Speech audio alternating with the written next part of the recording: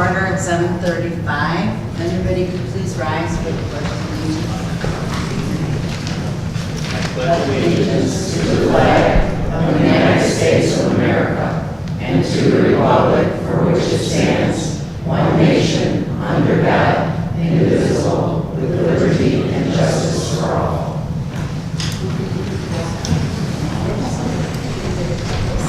Welcome, everybody. Thank you so much for all the participation. I'm particularly excited that we have two cameramen tonight. One is Rich Lyons from the township, and the other one is Charlie Maladosian, who I know for a long time from Brookridge. So I want to welcome them and all of you who had the interest to come out tonight. I'm sorry. And I am getting there. And Clerk Gilamas, will you please call the roll? Assessor Crider. Here. Highway Commissioner Casimir Jack here. Clerk Gilamas here. Supervisor Morass. Here. Trustee Jones. Trustee Jones texted earlier in the day and emailed to myself and during that she will be an hour late. So. Trustee Carabota. Here. Trustee McKenzie. Here. Trustee Sweet. Here. All right. First order of business is the approval of the minutes of the July 25th, 2017 board meeting. Do I have a motion? Motion to approve the minutes of July 25, 2017. And is there a second? A second. Having a motion and a second, is there any discussion? Yeah, I have one quick one. Okay. Bottom of page 3 says Highway Commissioner Casimir stated the highway department ordered a sandblasting machine for approximately $10,000. He explained that this machine will be very helpful to move 25 sandbags at a time, which is a big improvement over the old device. We don't have an old device. We do it by shovel and bag. So what's the amendment you Well, that part from which is a big improvement should just be eliminated. Okay, that's what I thought. With period after one time. So from the word which to time, it's just to be straight. Pardon? So from which, the word which to the word time should be stricken. Yeah, after time. Right. Everything after. Is that it? Well, No, That's it. we submitted, Lauren, do you have the copies of what we submitted? so what? Trustee, I had submitted some revisions. No, I was asking him if he was done. Oh, Yeah, I'm done. I have a few changes. We're in the July, correct? And Geisha, this is in the second paragraph with respect to the flooding protocol on page 5. It currently says that the disaster declaration was in the township. Actually, it should say a disaster declaration current request was prepared in the township. And then at the end of that paragraph where it says she added that it was also announced on the Maine Township 1350 radio station, it should say the disaster declaration request was not needed, fortunately.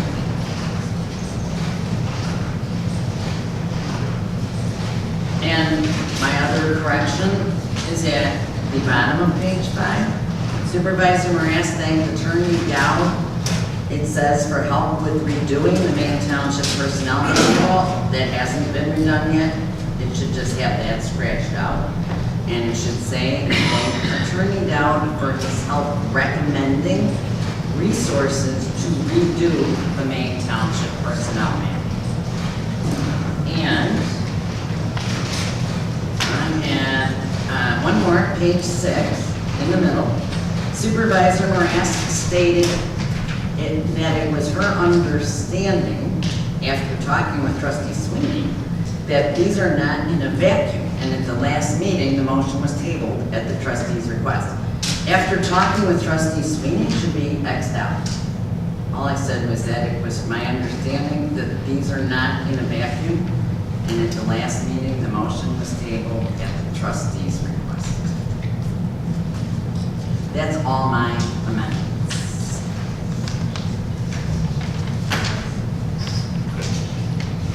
Anybody else?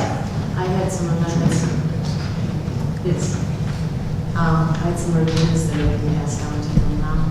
On page 6, paragraph 4, where it begins with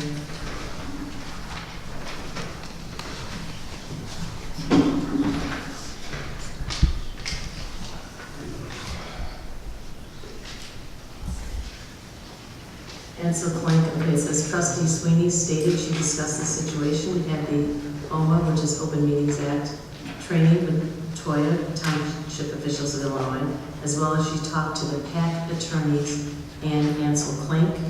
I want to put the law firm of Ansel Clank before Ansel Clank because that is a law firm. After that, on page 6 as well, paragraph 5, insert at the end of the paragraph clarification by trustee Sweeney, and this is in regards to the paragraph that says, Toya are not attorneys and PAC attorneys are not township attorneys, they are political action attorneys. After that statement, the clarification is that I'm referring to, is that I referenced PAC and I was referring to public access counselors, which are not political action attorneys. There are public access counselors related to the Attorney General's Office of Lisa Madigan's, and that was who I consulted with, rather than the political action committee stated by Supervisor. Trustee Sweeney, we have to put down what you said. Pardon? I said PAC, right, and you had commented that that was referring to a political action. and you didn't say it. But that was not referring to a political action. I know, but I'm saying the minutes can't reflect something you didn't say. I did say PAC, and Right. my, But you didn't correct me, is my point. okay, well, let's just have a clarification as a correction to the minutes, that it's, the clarification is PAC is in reference to public access counselors. Right, attorney down. Otherwise, it would be Can you a do that? misrepresentation of. I'm sorry, I just need to ask. The minutes are supposed to be a summary of what occurred at the meeting. They're not supposed to be verbatim. They don't have to be wise to put all of the discussions into the meeting. Basically, the minutes are supposed to be a document that you can pick up 10 years from now and look at what matters that came before the board, what action was taken, and that's pretty much it. Rarely do you attach transcripts or go into what the actual discussion was. It's really more to set forth the action that was taken more than the general discussion. But I mean, PAC stands for what it is. I understood that to be, a public access counselor, and I guess, from a literal translation, you probably can't put something into the minutes that wasn't said at the meeting. That's my point. Yeah, but but the there's a translation of the- misunderstanding. I mean, it's similar to a transcript from a deposition. So when you get a deposition transcript and you're asked to certify it, you're asking if it's correct. And she's saying there needs to be a clarification because this leaves you with the impression that she meant what Laura had said on the record, which is not what she meant. But can't she just clarify that in tonight's minutes? Which would be the appropriate way to do it? But you just said that this should be able to be picked up 10 years from now and know what the person meant to say, or was saying. Right, and it's very clearly different, because to get a reference from an authority, Lisa Madigan's office is very different than going to a political Also, action. So it goes to the credibility. I don't see no harm in it. I don't see any harm in it. Thank you. And also, if people are picking up, which is a very good point you make, 10 years from now, the July meeting minutes, they're not going to then look at the September meeting minutes for the clarification. So that's a very good point you raised. Thank you. Right.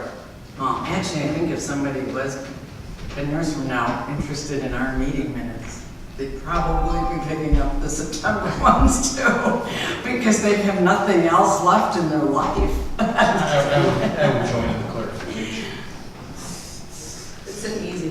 Easy. I want it very clear from here on going forward that minutes are a summary under Robert's Rules of Order, and that in the future, be as precise as you can. Everything's on video, so there's no need for this type of amendments, discussions. To interject with that, Deputy Clerk and myself have been looking at streamlining the minutes now that we have the video recording going on, to where it is just going to be a very brief summary, because that'll save our office time, and there's really no need in putting everything on here when we're going to have a video recording. Yeah, and getting that, Agreed. and getting that video recording started at the beginning of the August meeting, which we didn't have in July, was great. It was a fantastic job. I appreciate it. And when it's consistent, that's all. Later, next. Okay, so do we've got agreement on that? Okay, the next is page 8, and Just say it. that is paragraph 1. And at the end of the paragraph, where it begins saying, Trustee Sweeney asked Attorney Dow if he would put that in writing, and the board can take action with a vote at this meeting, and asked that it be reflected in the meeting minutes that the board has the authority under the township attorney to take that action and vote. And I want to add the sentence, Attorney Dow answered yes. Page 9, paragraph 1. Trustee Sweeney began reading her memo in open session, a copy of which is attached hereto and made part of these meeting minutes. She stated that the memo is to the Maine Township Board, and she is responding to Supervisor Marask's memo regarding the hiring of the clerk's position from part-time to full-time, and she would like this memo included in the minutes. She read about her analyzed information regarding passport services, cross-training for passport services, and her suggestion. And at the end of that paragraph, I would like Trustee Sweeney stated that she could not support the decision to elevate the part-time clerk employee to full-time employee, as the increase would be over $28,000 when including additional salary, health care benefits, and IMRF increases. Page 10, paragraph 5, replace Trustee Jones with Dana Berman. Excuse me, hang on a second. And the last is after the page title amended to the June 2017 board meeting revisions, insert title on Trustee Sweeney's addendum to July 2017 minutes would be as follows. Response to, which is my response, and at the top of it, so that it's understood that this is my response to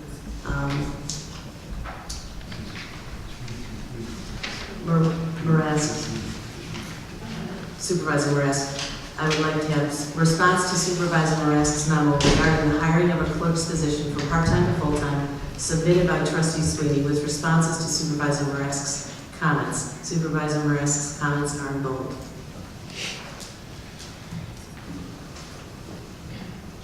I have a question. On the page 10 one, it actually was Trustee Jones who had made a request of you guys to put any questions in writing. It wasn't Dana Berman. Well, yeah, we ended up sending it to Dana Berman because that's what was requested. So I thought Trustee Jones had said request that it be followed up with Dana.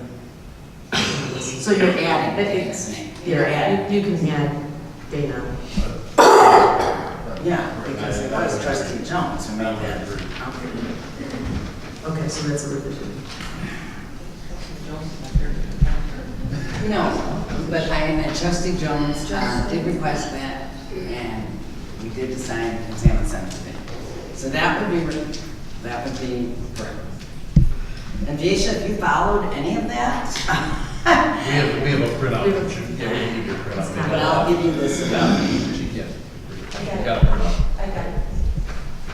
So we just tried to page 10. Go to the page 10. I'll give you the page 10. Adding.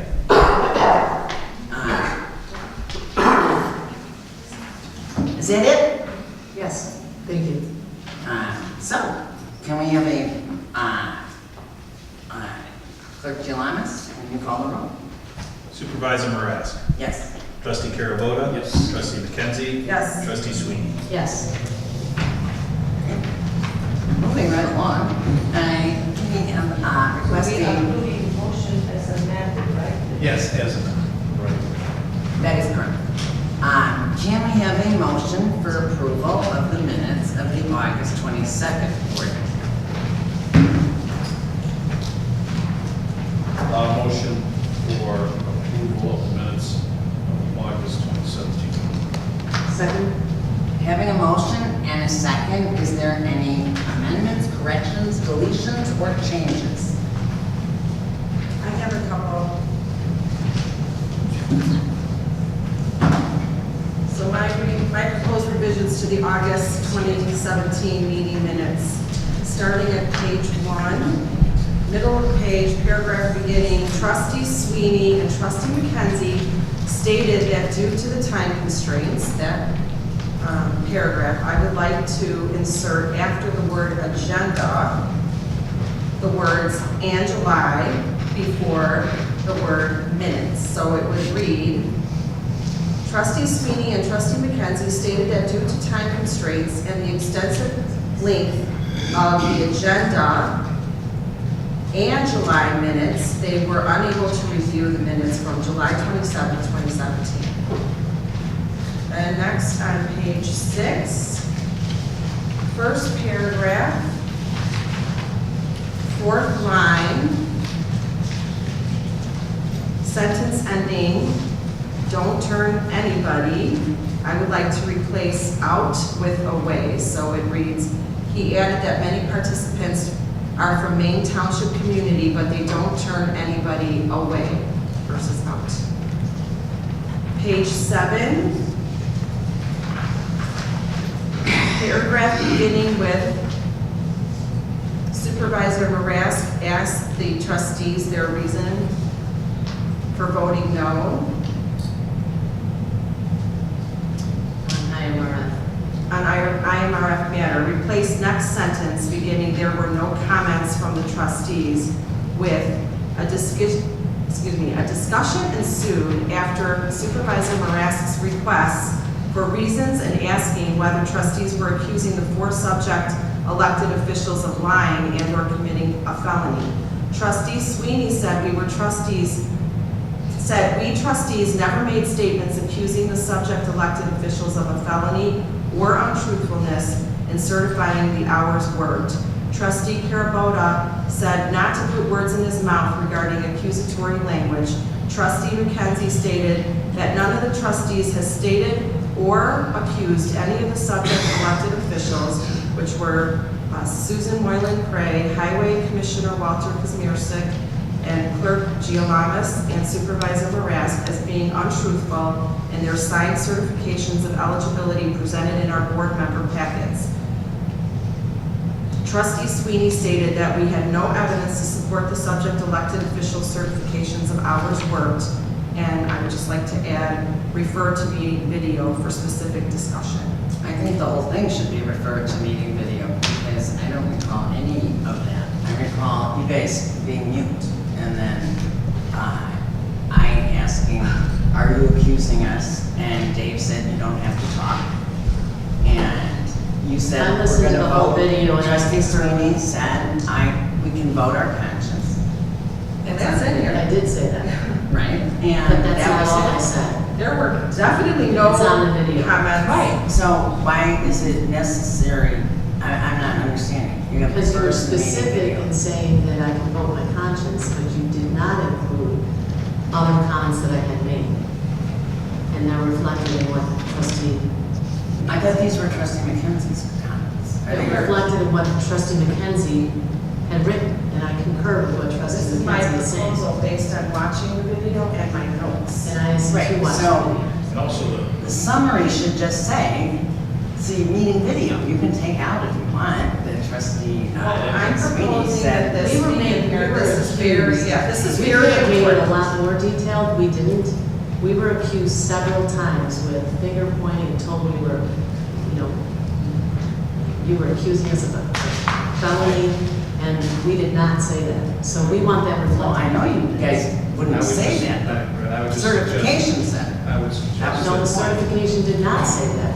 We can go down that path again, but that's not what the certification said. It did, but, if I may, I would suggest that because does open the door that this just gives a little more meat, puts a little more meat on the bone, so to speak. It makes it much clearer as what was actually said. So I would prefer that. In the essence of time, I would just suggest putting it in, but as I stated, from this time going forward, the minutes are going to be very succinct as to what the votes were, what the motion was, and that's about it, because. Refer to the video. Exactly. That's fine, but. Right, so we got it. So we're done. Okay, last one, page 7, paragraph beginning.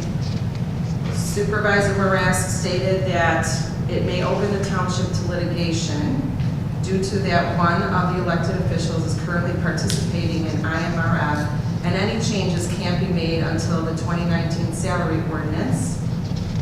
And I would like to add, at the end of that paragraph, Trustee McKenzie asked both Supervisor Marask and Attorney Dowd for specific information regarding the alleged claim or litigation referenced by Supervisor Marask several times without clear claim being provided by either Supervisor Marask or Attorney Dowd. I have no problem up until several times, but the rest is sort of a conclusion and a negative. How are we saying a negative? Were those the words you used? Pardon me? Well, I don't have any problem, Trustee McKenzie, except for the part without clear claim being provided by either Marask or Dowd. That's a conclusory statement So that's without in the a- video. Without a claim, that's fine. Being provided, I was not provided. There was never a clear claim. Trustee McKenzie There was has never it a several reason times. about it. Yes, because I asked for that after Okay. you threatened litigation. So That is yes, ongoing, but- there was a request for the claim. But several Dan times. spoke and I spoke. I think what I did say, if I can, is, Sure. I think my exact words, you're a lawyer, there's a conflict between two statutes. Right. One creates a cause of action potentially, and the other seems to be a necessity to continue a given program. And certainly, I think, I just suggested to you that there could be potential litigation there, not that it was going to result in litigation, but I don't think it was moot. But I still think my statement is correct, that there was no claim stated. So if you want to take out clear, fine, but I mean, a claim is, this is We're bad. making a This is- conclusion, and Right. you shouldn't be doing a conclusion. Okay, well, Well, okay, the answer to my question for I guess claim we're my- making a is- My understanding would be, in responding to what I thought you meant was, that these facts give rise to a potential claim, not the claim. I was going to describe the claim, I don't know who's asserting it, but What happened was, it was repeated at least 3 times. What are the specific claims? What are the specific claims? Are these? What claims are these? And there was no clear answers to what those claims were. Okay, so you should make a conclusion. This is minutes. Take it from what you said in the meeting. You are making a conclusion. And that is not right to put this in the minutes. I do not agree. I don't have. Well, I think we should take a vote on it because I don't think there was a claim that was stated that was clear to us. I mean, when you So, say in an so open that's a meeting conclusion. that I'm opening up the board for litigation and I ask for what that claim is, I believe that we need an answer. And if we don't get an answer, then there was no claim provided. That's it. And that's No really key. conclusion. You asked for That is a no, fact. you asked for Not a something, you conclusion. didn't get anything, and now you're making a conclusion to it. Right, that's not the issue. The issue is, was this The said? point is, this is an integral part of the meeting minutes, and I think the public deserves to know this. So if you want to keep this from the public, that we didn't get an answer as to No, you what just it admitted was, it. You didn't get then an it won't be answer. in the meeting Keeping minutes. You're making a Anything from conclusion, the that's not No, the conclusion was there wasn't a claim. Do you think there was a claim? Tell us what it was.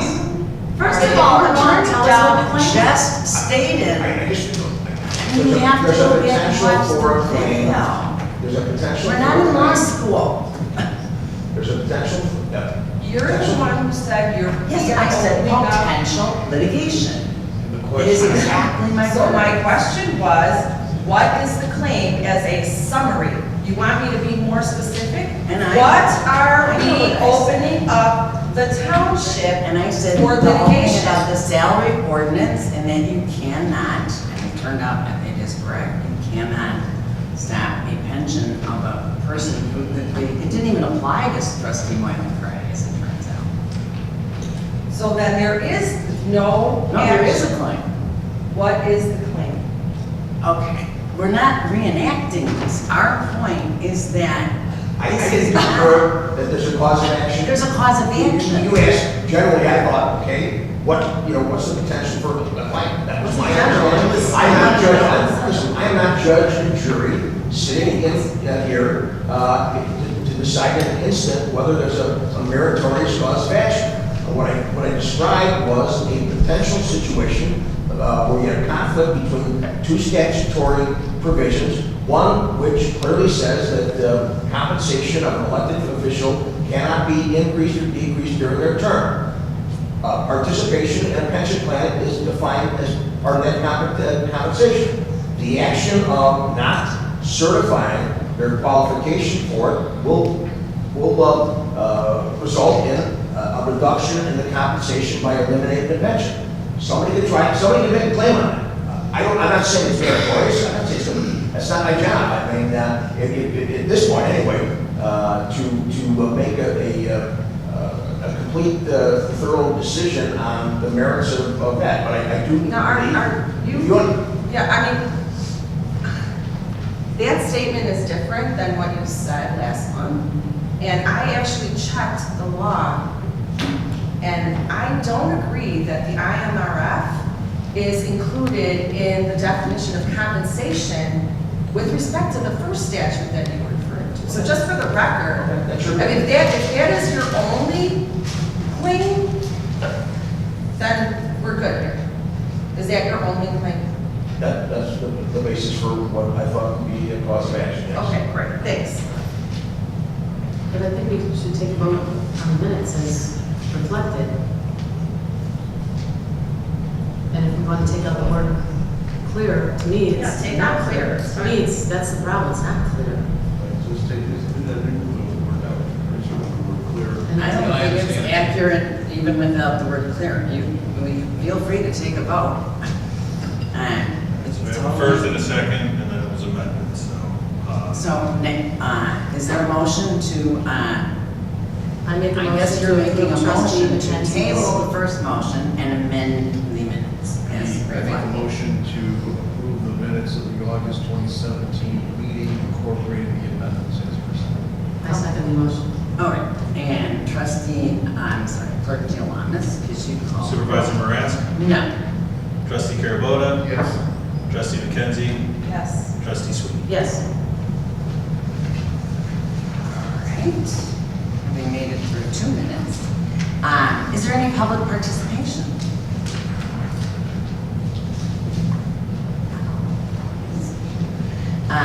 Okay, now I need a motion for approval of general assistance expenditures.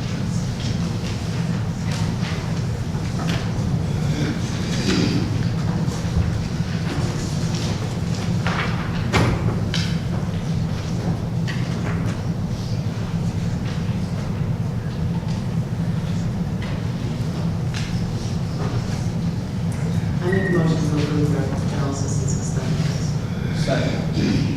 Having a motion and a second, Clerk Giovannis, can you please call the roll?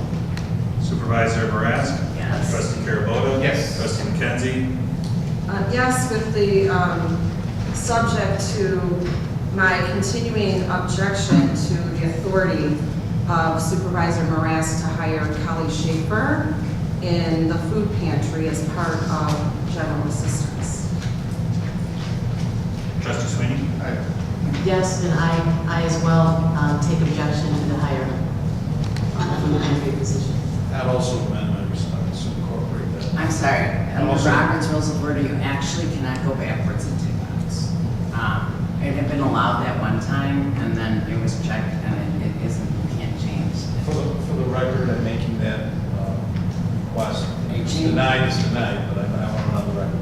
You could certainly have it on the record at a later point, you just can't change your vote. Can it be reflected and footnoted, the trustee Carabona? It is right now. You just said it. It's in the video. All I'm saying is that you gotta be careful with that. You can't change afterward.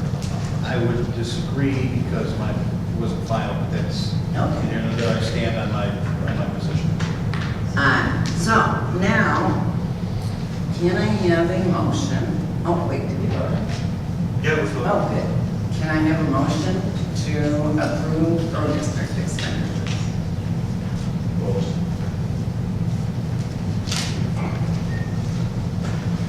I'll make a motion to approve the road district expenditures. Checks,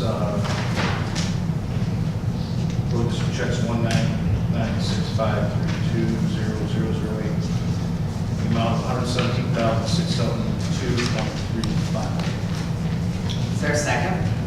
I second it and just amend or append that to include the pay dates for the payroll of August 25th, September 8th, and September 22nd. All right, having a motion and a second as amended. Could you call? Supervisor Moran? Yes. Trustee Carabota? Yes. Trustee McKenzie? Yes. Trustee Sweeney? Yes. And can you guys pass down your sheet?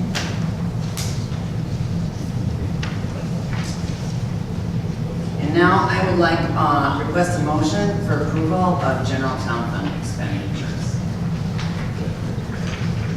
I make a motion to approve payroll dates August 25th, September 8th, general town fund checks 55259 through check 55352 in the amount of $396,788.57. Is there a second? Second. Having a motion and a second, Clerk Giovannis, can you call the roll? Supervisor Moran? Yes. Trustee Carabota? Yes. Trustee McKenzie? Yes. Trustee Sweeney? Yes. Okay. Now we are turning to officials' reports. And we're going to start with Assessor Susie Whitemore. Thank you, Supervisor. Good evening, township residents and I guess people that are from the township, right? I see you here. I'd just like to give a little bit of information, what's going on with the assessor's office. Very good news for residents. They had the delinquent taxes that weren't paid, that they were actually going to go into sale in December, which is a hardship for a lot of our residents. A lot of our residents pay out their taxes monthly and try to cover them. But now they changed that date to May of 2018, which is, I think, a blessing for a lot of residents who have just maybe not so much left to pay, but they still go for tax sale. And when they go for tax sale, to recover that, there is a very substantial burden on the people to redeem their taxes. I have some good news, and through Joseph Barrios' office, we are going to see some more savings in our exemptions. And it's exciting, and I'll tell you what those are, and I'm going to say something at the end of that. Our homeowner exemption is going up next year, and we usually have it at $7,000 on the assessed value, the EAV. It's going up to $10,000. Our senior exemption for taxpayers, residents over 65 years old, that increase, they were at $5,000, it's going to $8,000. And then with our senior freeze, we had a total household income of $55,000 to get the senior freeze. That is going up to $65,000. That is very nice. And there's also a new minimum on the senior freeze on the AAV of $2,000, which when the prices of the houses went down, the seniors did not see any money come to them within the senior freeze, and that was always a question. So now the assessor made that out there for them, that they get a minimum of $2,000 off the EAP. So that's terrific for all of us, and it happens next year. My only concern is taxes have to come from somewhere.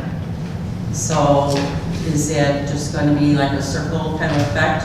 Or the people that have the income producing properties in that, I think they're going to be paying a little bit more.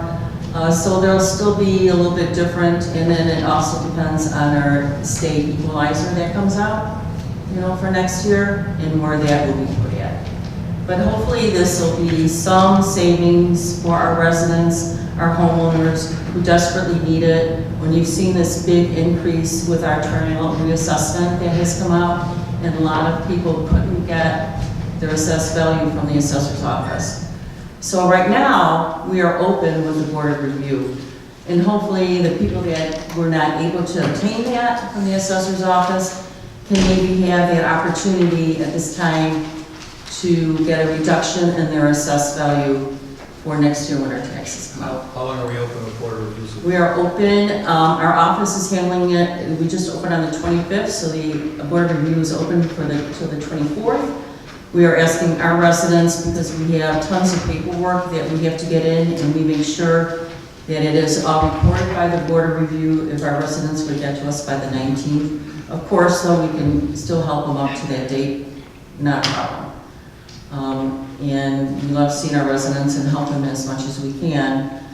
And also, we're going to have an outreach program here, and invited Dan Patlack to come.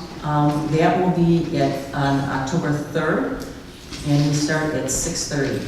So we always have a good crowd, and my staff will be here, Liz Coy, and another member of my staff will be here to help people process anything, you know, for the Board of Review. And also, Dan will bring some staff too, if people just want to fill in their names and sign something and have the Board of Review look up comparables for them, work that way, they can certainly do that, or they can deal with our office, and we would help them proceed with that, and get them the correct comparables and that, and hopefully, you know, we can't guarantee it all the time, but we're here to help, and we have a very good result with it, and we're up front, and we say that, you know, we can find something for you, we're gonna hand it in for you, and the results don't come out though 5-6 months out, so you don't really see it in a timely fashion, but it takes a little while, but hopefully that'll happen for residents. So thank you for your time tonight, and thank you for coming out. Really great job done by the assessor's department and the proactive advocate for the taxpayer. And can you remind me, Susie, what was the date of that seminar? October 3rd. It's here in our boardroom, 6:30. And I assume it's free, right? Of course. All right. Highway Commissioner Walter Kessler.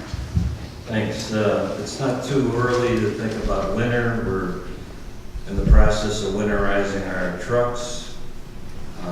We're preparing for winter by checking on supplies, a couple of new snow plows, and just reiterating the salt contracts we had with the state of Illinois and the Morton Salt Company. We basically have finished in its entirety the tree trimming and the bad tree removals have been completed. In the very near future, we're going to be planting a dozen new trees. It doesn't sound like much, but it's an expensive process, and that's basically what we can afford. Also, there's a huge water project that's going to start on Washington, starting on Washington and Gulf and going all the way up to Central Avenue. It's basically includes a portion of incorporated Glenview and a larger portion of the unincorporated Glenview area. It should last 2 to 3 months. They just finalized their permits yesterday, and I believe today they were checking for utilities. Once they start digging, they don't want to touch their natural gas or any kind of water line that may be there. They're putting in a 16-inch feeder main to their pump house. I guess it's a rather expensive. project, but hence the reason it's gonna take so long. It's probably, there was something done on Delphia similarly last year, and this is gonna be 10 times as costly and time consuming as what was done last year. We also went along with Doreen Prorack and Code Enforcement Officer Mike Simone. We went to the annual North Maine Fire Open House, Fire Department Open House. It's one of the nicer events that you can go to, and unlike a lot of things, it's just done within the unincorporated area. And you get to meet some of the people who actually live here. A lot of the outreach we do is, doesn't necessarily involve the unincorporated area, but things like National Night Out and this open house are at least two of the things where the residents who benefit from our services actually have the township involved. So that's my report. Clerk Telenis. Just a couple quick things to add to my written report. I did attend the Des Plaines Community Foundation Gala that they had a couple weeks back. It's been several years that we've attended that, and one of the main reasons we like to show our support there is they always write a nice check for our food pantry. So we like to show our support, and it's a great organization. They do a lot here in the community, especially in Des Plaines. And then secondly, also stopped by this last Saturday, the very, very warm garage sale that we had here at the township, and bought a couple things myself, and said hello to the staff. So thank you guys all for manning that on that incredibly hot day. And that's all I have.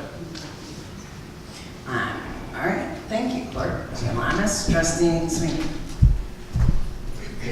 I too had attended a couple of different events. One was the MyCat Community Heroes fundraiser recently, honoring Marty Cook as one of our Recovery Connections incredible supporters for the event that he's undertaking. I also have participated in the agency funding hearings, of which we've got 2 more to come. So that's where all the agencies come and talk to us about what their needs are, and we evaluate who we're going to give money to for the following year. So I've spent a great deal of time, and it's very concerning that, we're going to have a robust discussion on this a little bit later. But in looking at the township operations and finances, one of the things that precipitated me being very concerned was this hire of the July hire that we had in the general assistance area. I want to give you all an understanding of what is actually going on in the township from a budget perspective. Every year we have an audit book, and this is online and you can access this. And in particular, on page 12, it highlights all our different funds, the town fund, the general assistance fund, and the road and bridge fund. We spent $1,116,000 in general assistance for the year. That's what we budget. What we actually provide in terms of the service for the poor and the needy is $183,000. That's 16%. That's very concerning. If you think about what you do when you donate to a charity, you expect to see 90% of it going to the actual cause and maybe 10% in overhead. And, I got elected because I said, I want to ensure your taxpayer money is spent wisely. I want to make sure that we build efficiencies within township government and that we streamline. I have had a lot of criticism in the media because I requested data from the township in order to make a decision for hiring that I did not think was justified. And I also am a big proponent of videotaping, which we are starting to do, and hopefully we're going to have much more to come on that, to include board packets so that you all know what's going on, because you're in the dark when you're sitting in the audience and all you have is maybe an agenda and that's it. So you're not given the same information we are. So it's very important to me that we look at, what is really going on and understand that we've got a big problem that we have to fix, and I intend to fix it. I think we've got trustees that are looking at this very carefully, and we are held to IOMA, which is Illinois Open Meetings Act, which means we can't sit and discuss like I would like to do and look at what are the services that we're providing here that are mandated and essential and accommodate that, and what are those things that are permittable but maybe not necessarily necessary. And I think, you know, that we have electors in our township that want to have input to this. And then what are we doing that we're not even authorized under law to do? Which we're doing a lot of services that are questionable without it being specified clearly that we have the right and ability to do that. So when the hire came on, and I'll tell you, it was very disconcerting because none of us had the ability to vote on this that were trustees. So this was not brought to our attention prior to hiring. It was not, you know, mentioned, and we had to read it in the meeting minutes that under general assistance, the supervisor has full authority to hire. And while that was intended years ago, I think that, and it is for purely general assistance, that we have to talk about, and we will later in this meeting, about the definition of public aid and financial assistance. Because right now, we're spending 16% of our money that we collect out of property taxes for general assistance aid to the needy. So I think we've got a big problem that we need to solve. The other thing I've done is I've looked at other townships, and I can see what they've done, just from an audit perspective, in the revenue and then their expense. And we are out of line in virtually with every other township that I looked at. And I looked at Maine Township, Berwyn Township, Hanover, City of Evanston, Niles, Addison, York, Milton, and Downers Grove. And, you know, when you think of the fact that for every $1 that we're spending on aid, it's costing us $3.50 to administer it, I don't think most taxpayers would think that's acceptable. So that's what I've been doing, is studying and researching a little bit with the support of fellow trustees independently, because we cannot work together. So we have had discussions, separate discussions, and, you know, basically I've gotten the perspective that, you know, the fact that we had to, I guess the other thing is the issue on the hiring of an attorney's opinion.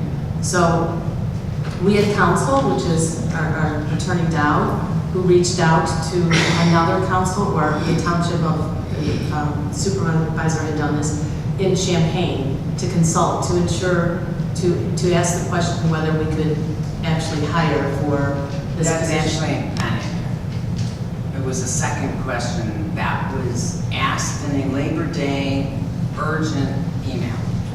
Are you doing a board report, or are you doing a treatise? Can you do your board report, and we can save this for the discussion, because Kim just walked in.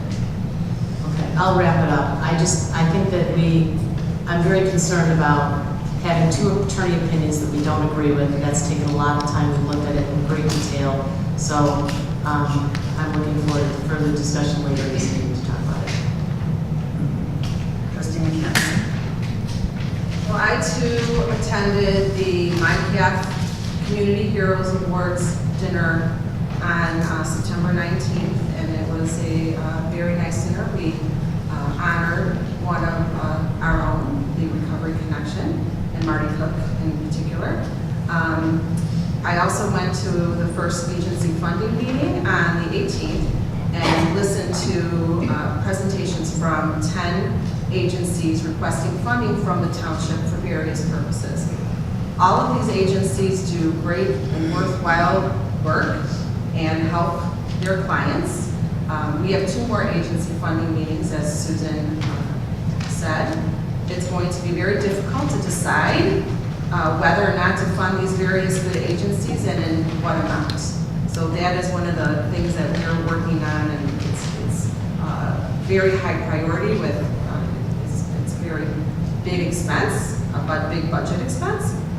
In preparing for these agency funding meetings, I did a bunch of research as to the authority of Maine Township in awarding funds to these various agencies, and looked for specific statutory authority to fund these various agencies, because it was very difficult for me to get a handle on the why, because they are all wonderful, and you probably all know other wonderful agencies as well, And we're spending a lot of our residents' money, and we want to make sure, I want to make sure, that it's spent according to the township code, and that we have specific authority to do that, because that's what we need in order to be good trustees.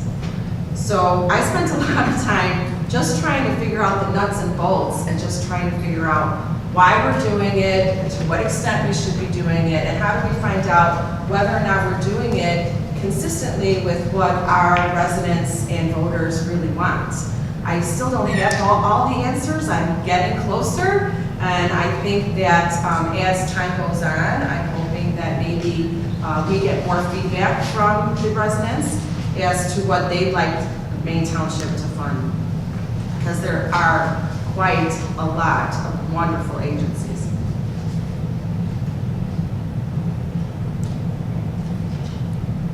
One thing that I just want to make sure everybody knows, and most of you do know because you're employees, but for those of you that are not, first and foremost, the township code states that Maine Township funds are to be expended on Maine Township residents only.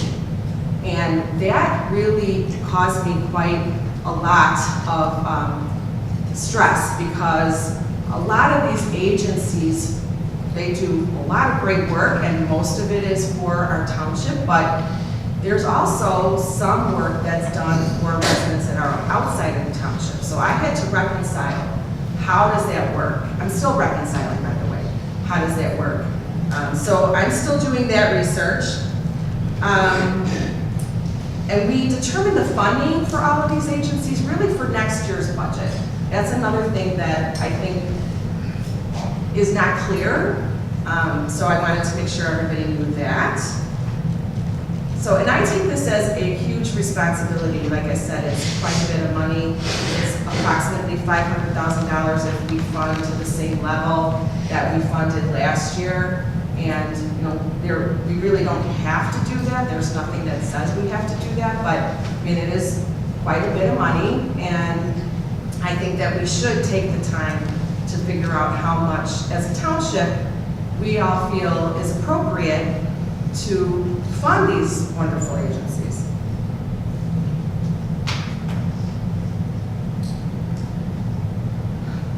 I too have been very bothered by not having input or knowledge, and let's just leave it at that, about the July hire of Kelly Schaefer. I know that everybody's read it in the paper. It's not a surprise, but I still don't see the authority in the township code for that hire. And we have now received two opinions, one from Attorney Gregory Polini in Champaign. That was news to us as well, or at least was to me, from what I understand from my separate conversations with other trustees. It was news to them as well. I have asked for an engagement agreement, don't have one, but again, we're still investigating. I have asked for the billing statement. We did get that in our packet. I have follow-up questions about that. That will be for probably next month's meeting. We did get an opinion from our township attorney, Dan Dowd, that pretty much incorporates the opinion of Attorney Polini, both saying that the hire was appropriate under the township code.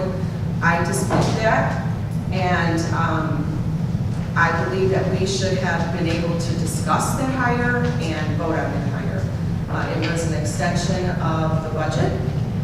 It's a pilot program. It is not the administration of public aid, which is what the township code provides for as an authority for Supervisor Marask to make that hire.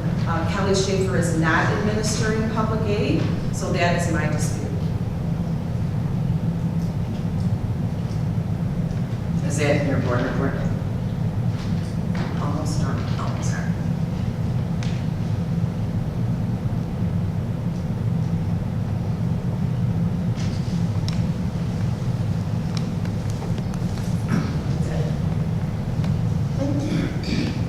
Trustee Carroll? Walter Kazmerchik and I evaluated the food at Cafe Le Cave at the Mine Calf Gala. The score was 10 out of 10, I believe. It was a very enjoyable Should event. I be better? That's what the record state. I was at a table of people that I was very proud to be with. That included Marty Cook.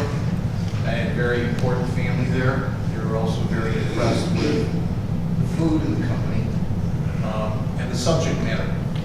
And I made sure that when it came to Marty Cook, I waited until he had a fork full of salad, which he was about to dine on, before I said, "Hey, Marty," and went to shake his hand. I just had to. We had a wonderful time. And Marty, keep up the good work. I was very proud of you. I also attended the agency funding meeting. And what goes on in that meeting there is Laura will confirm that they're very long meetings. It's a very long meeting. We were warned, and thank goodness that Claire thought that she brought the McDonald's cheeseburgers, so we made it through the night. And the French fries. Right, which made it help us get through the night. About 11:30 before we concluded. It's a tough situation, you know, when you're not sitting in this chair, you're sitting in the chair out there, okay? It's wonderful to sit in the chair out there, because if something comes up, if there's something looked into, it falls right on the shoulders of Susan Sweeney and Kim Jones and myself and Laura and Claire, all of us here, as to what's going on in the township and what's going on with the township checkbook. It's a very big responsibility. Laura carries it as our supervisor. In this board, you're going to see that there are going to be battles at this board because, as I explained to Jennifer Johnson at the Pioneer Press, we each have our own independent views or independent opinions. You mix professional people and people that are very active in their community and people who have very strong family values and people who have very strong moral values and moral positions, good quality people. They are going to debate. The bottom line is when the dust settles, you open the windows, the answer that the result that occurs is what's best for you, what's best for the township. And that's going to make, when you even try to give constructive criticism, it's going to make you very unpopular. But as pointed out, we have a statutory authority, we have a statutory duty to make sure that the township is acting within its statutory authority. If it's not in the statute, you don't have the authority to do it. You also have to look at the funds and how they're being expended. Can things always be done better? Sure. So the answer is, let's find a better way. If there is a better way to improve it, let's do it. Tradition. Can't rely on tradition when you're sitting in this chair. Because what happens is, myself being elected, when I first sat down here in May, my first meeting, it all falls in my lap. I can't say everybody does it. I can't say everybody's done it for a million years. That's the way it's always been. Oh no, the statute says, beginning that day, it's my responsibility, okay? And that responsibility is taken very seriously by all the members, in my opinion, by all the members of this board. And you're gonna see those healthy debates and battles. Now, in the environment that we're in, interest rates are going up in this economy. Why do we care about that? Because the loans and debts of the state of Illinois have to be funded, and that funding is becoming much more expensive. If your charge card rate goes up, and you've got a balance on that charge card, you're going to feel it on your budget. The state feels it on its budget too. So statewide through down to local government, we have to watch our spending, and we're going to be seeing a lot more difficulty as we go in the next 2, 3, 5 years because the state of Illinois is so outspent, so overspent under such credit, approaching junk rating status. So it's our job is to guide this township through those problems, accomplish the township's goals, and what the township wishes to accomplish the best way that we can. How can we do it? Let's do it the best way. Thank you. Trustee Jones. I attended the Neighborhood Watch meeting, which I recommend each of you to attend if you have time, because that's where you get the real lowdown of what happens in our community.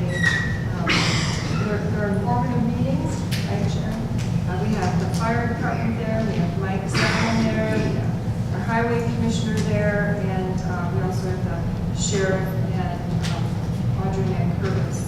And that's the time where residents get to voice any grievances they have any questions, and a lot of things come to light, and we're able to deal with those issues for them. And, I wish more residents would attend, because it's always the same faces. Oh, we had a few new faces last time. We had a few new faces last time. It seems like we have fewer residents attending, Yeah. and I think they're going to wait for the shooting and then all come. Yeah, but last time we had a few new faces. They're not coming, I don't know if they don't know about it, but I don't know. But those are great meetings. It is a good thing, and it's a shame. And then I attended the Maine Township Fire District Open House on September 16th. Also a great opportunity for residents to see the fire department. They were giving out free flu shots. Kids got to see all the equipment, talk with the firemen. There was lots of activities, and then we had our emergency management team there giving blood pressure tests and showing people how to use a fire extinguisher properly, and also teaching you how to save a life in 5 minutes by instructing on CPR methods. So those are valuable events too. I also attended the agency funding meeting last week, which, as you heard, are very long meetings, but necessary work. And then the MyCAF awards, and not to be redundant, but congratulations again, Marty, on the wonderful work that you do. You're actually saving lives and improving not just your members' lives, but we're all like a pebble in the water. When you make one effort, the circles go around and create a broader effect on the entire community. And that concludes my report. Thank you, Trustee Jones. This was an extraordinary busy. The new and streamlined phone system was put into place, and which now allows better access for our residents to our township services and our township. Because now you will see on the website that hopefully all of you go to, because we're about to launch a complete redo with a lot of great information on there. But phone system now has direct dial if you wish to bypass the receptionist, but we still pride ourselves on having that personal one-on-one, where when you call the township, you do get an actual live person, which for those of you who spend any amount of time on the phone with any customer service is not the case. So I want to thank the administrator and her staff and Doreen for all the work in training everybody on that phone system, and it also does a great benefit for residents because when, example, after hours, I will get a message, an email that is transcribed, and I can directly reach that resident and help them after hours if so required. And so far, there's been 3 that I have been able to help, including one with respect to flooding. Then we have been, as I said, in our department head meetings and throughout my time here during the day, we've been working on the website. And we did, as I made a promise to the newspapers during endorsement back in April, that we would be looking into videotaping because we wanted to be in the 21st century. I got that done with the help of Rich Lyons. And we are also going to be meeting October 10th with Granicus Systems, which does, I believe, Park Ridge's website, to see any other efficiencies and data that can be put online so that that we can do even more for the residents. that had to be delayed from tonight at the request of the agency, and because they wanted an in-person meeting with Pete, myself, Trustee Sweeney, and Dana is also going to be there, so they can get, I'm sorry, and Deisha, the all-important person who has been besieged and really been handling her job, her extra jobs with grace. Speaking of those extra jobs, or part of the job, at Trustee Sweeney's request to put all the FOIAs in the board packets, those are now all in the board packets. And hours were spent on, and still are being spent on these FOIAs, along with attorney time. And so we get FOIAs from all walks of life. We get FOIAs from people that don't pick up their FOIAs. We get FOIAs that are, I just want the public, we have it all over our website, who the FOIA committee is, how you do a FOIA, it's very easy.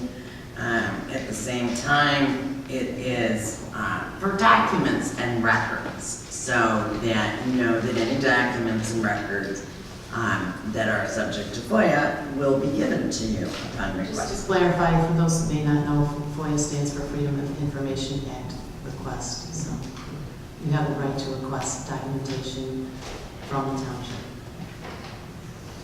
And I would just like to add a comment to that. The more transparent we are and the more that we can offer both via videotape as well as on our website, the less apt I think. I'm sorry, am I in the middle of my board report? I apologize, is it okay if I finish? Thanks. We also are instituting paychecks along the lines of efficiencies and streamlining. Paychecks is a computer login system. Some of you may know it from your own company. And we were back in the age of the dinosaur, where employees fill out handwritten sheets, which is insane. So our payroll people, Paychecks, offered the service of computerized login, which not only will verify an employee's time, but will also save a lot of the headaches and the potential for error in hand-done calculations of comp time or taxes or this or that. And we'll also, Denise, we have one person in the finance department. Contrary to some of the things that have been said, we are very fiscally responsible and we do have a very, very minimum staff. We don't have huge departments, so this paycheck system will be an absolute tremendous thing. It will cut down on an employee need to like spend 20 to 30 minutes on filling out a timesheet, or if they have to scratch. It's not that I'm always going to say computerizing everything is great, because we see sometimes results of data breaches, not here, we luckily haven't had. But, you know, in this area, this is well needed. So that is going to be going live this month, and I'm very proud of that. I attended the agency funding hearing. In preparation for that, I received emails from 2 out of 3 trustees, and I spent hours to respond to these emails about the process of agency funding hearings. And the criteria, which are listed on the website, they're standard criteria. And as Kim was saying about Marty, who I will congratulate in a minute, agency funding, just like Marty's organization, saves lives. These agencies save lives. And it's one of our core missions. And we are so incredibly fiscally responsible that to even have an application, you get screened 15 ways till Sunday, and we don't fund things that are wishes. We fund things that are needs. and they have to be demonstrable means that service Maine Township residents. And so, as my predecessor used to say, that is the hardest time of year to decide on these agencies.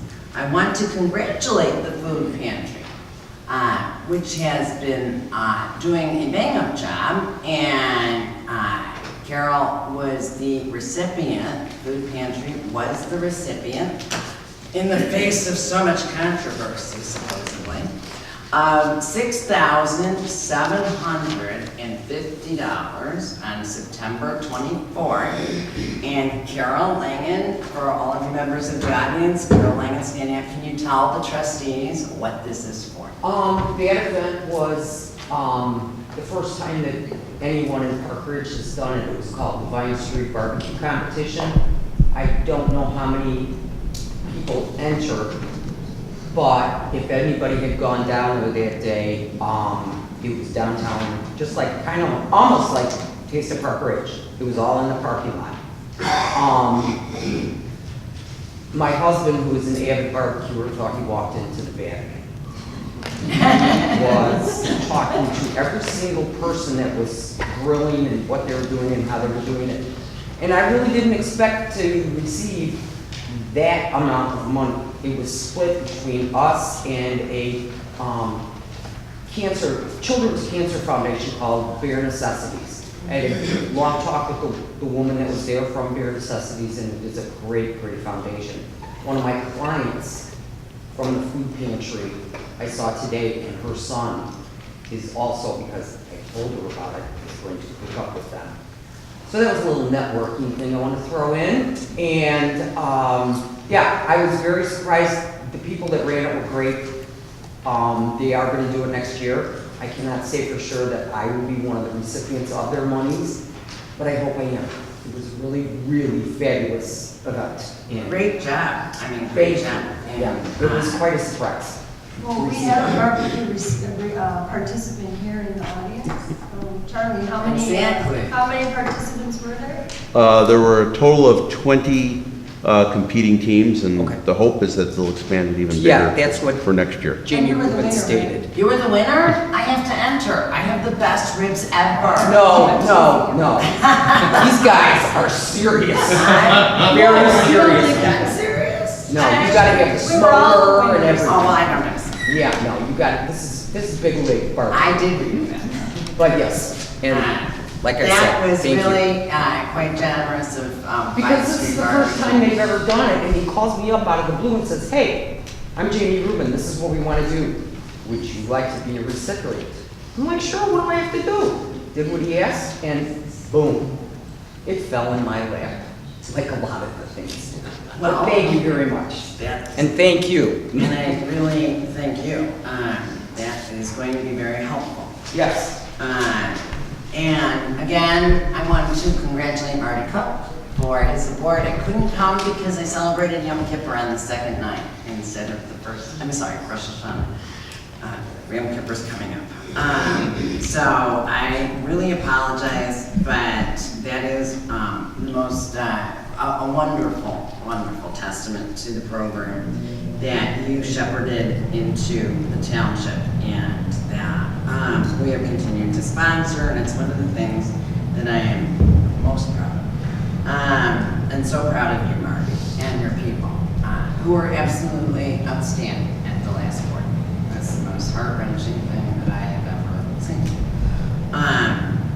I have meetings scheduled next week to discuss with Dick and Dana with respect to having a social media presence for the township, for yet another way for residents to reach us through Facebook, because apparently that seems to be the thing you gotta do. Of course, I have to caution that, you know, it can also be a curse, but we are looking into various ways of expanding our web presence for the benefit of our township. Also want to thank Doreen and Dagmar for the North Main Firehouse for representing me, and Dagmar for, and Mike, right, for Big Mural Day and also Dig Rock for the garage sale, which nobody talked about. And we had our garage sale, which is one of the most popular township events. So if you don't know about it, come next year. This garage sale, in spite of the 100-degree heat, and we were open as a cooling center, was a rousing success. Rich, how many people did you estimate came through? I'm not sure, Dick usually does the estimating for the crowd size, that's more his forte than me. But do you consider it to be monetarily wise as successful, or close to as successful despite the heat proportionate to previous? Monetary-wise, it was actually record setting. We made $700 more than last year, and we raised an all-time high of $5,274. Wow. net revenue. I think Ann and I were estimating, what, about 2,000 people? I think we said about 2,000. We used 1,800. Wow. 1,800? And it was 100 degrees. Yeah. So I really want to thank the staff that went above and beyond to staff the garage stand. That really was outstanding. So I couldn't be prouder of you guys, and that's my report. All right, now, moving into old business. Questions? Oh, I'm sorry, I didn't mean to cut Dan, he's got a big one. Dan Bell. Actually, what I've done is pretty much discussed by the board already, so did work on a number of FOIA's continuing requests that, with the FOIA committee, and there were a number of different issues that various members of the board, the supervisor, asked me to look into, and I did, and so that's pretty much it, just reflected in my notes. Well, I also see that you have been issuing legal opinions and been contacted by individual trustees on a regular basis throughout the days. Is that correct? I've been getting I'm sorry? emails and a couple of phone conversations. Right. Yes. So that's part of what your monthly work was. Correct. Yes. All right, did I miss anybody else? Administrator. We do have something to add, but I'm going to wait a second. We had an audience question a couple of times, went up a couple times. Yes, you can go ahead. Go ahead. Yeah, no, I just had a quick question. Susan, you mentioned the piece about bringing in a new service. I think it was the implementation of timekeeping. And I'm Laura, I'm sorry. Oh, I'm sorry. That's okay. Sorry. So I just wondered, is there a standard process for bringing new software and service for the Maine Township? Is it put up for bid, or do you just If a contract is over $20,000, absolutely is done pursuant to bid. If it's under $20,000, this was way under, and it also was not a new contract because it's a previous company that we have under contract. It was adding a service of a previous company. So our typical practice is to get 3 different estimates from local, we try to use local vendors as much as we can, and we get 3 different estimates, then Dana, myself, and the pertinent department head interview them, and then we decide. Yeah, so in this case, it was below. I'm sorry? So in this case, it was below the. Oh, yes, well, How do we post the jobs to make sure that all the citizens of Maine Township are able to, have equal opportunity to the jobs that are open? I'm sorry, I couldn't hear the beginning of your I sentence. said, how do we post the jobs that are open in the township so that we make sure that Oh, sure, all the any citizens- job that is under the township fund, under the township general fund, is posted in accordance with all federal, state, and resource rules. It's delineated in our handbook. It is posted through, and I think Dana can answer this question better. For local newspapers and online. Right. And on our website. We use various social, posting places like Monster, I know we've used in the past. Depending on which department. Was this last job that? That was not under the township.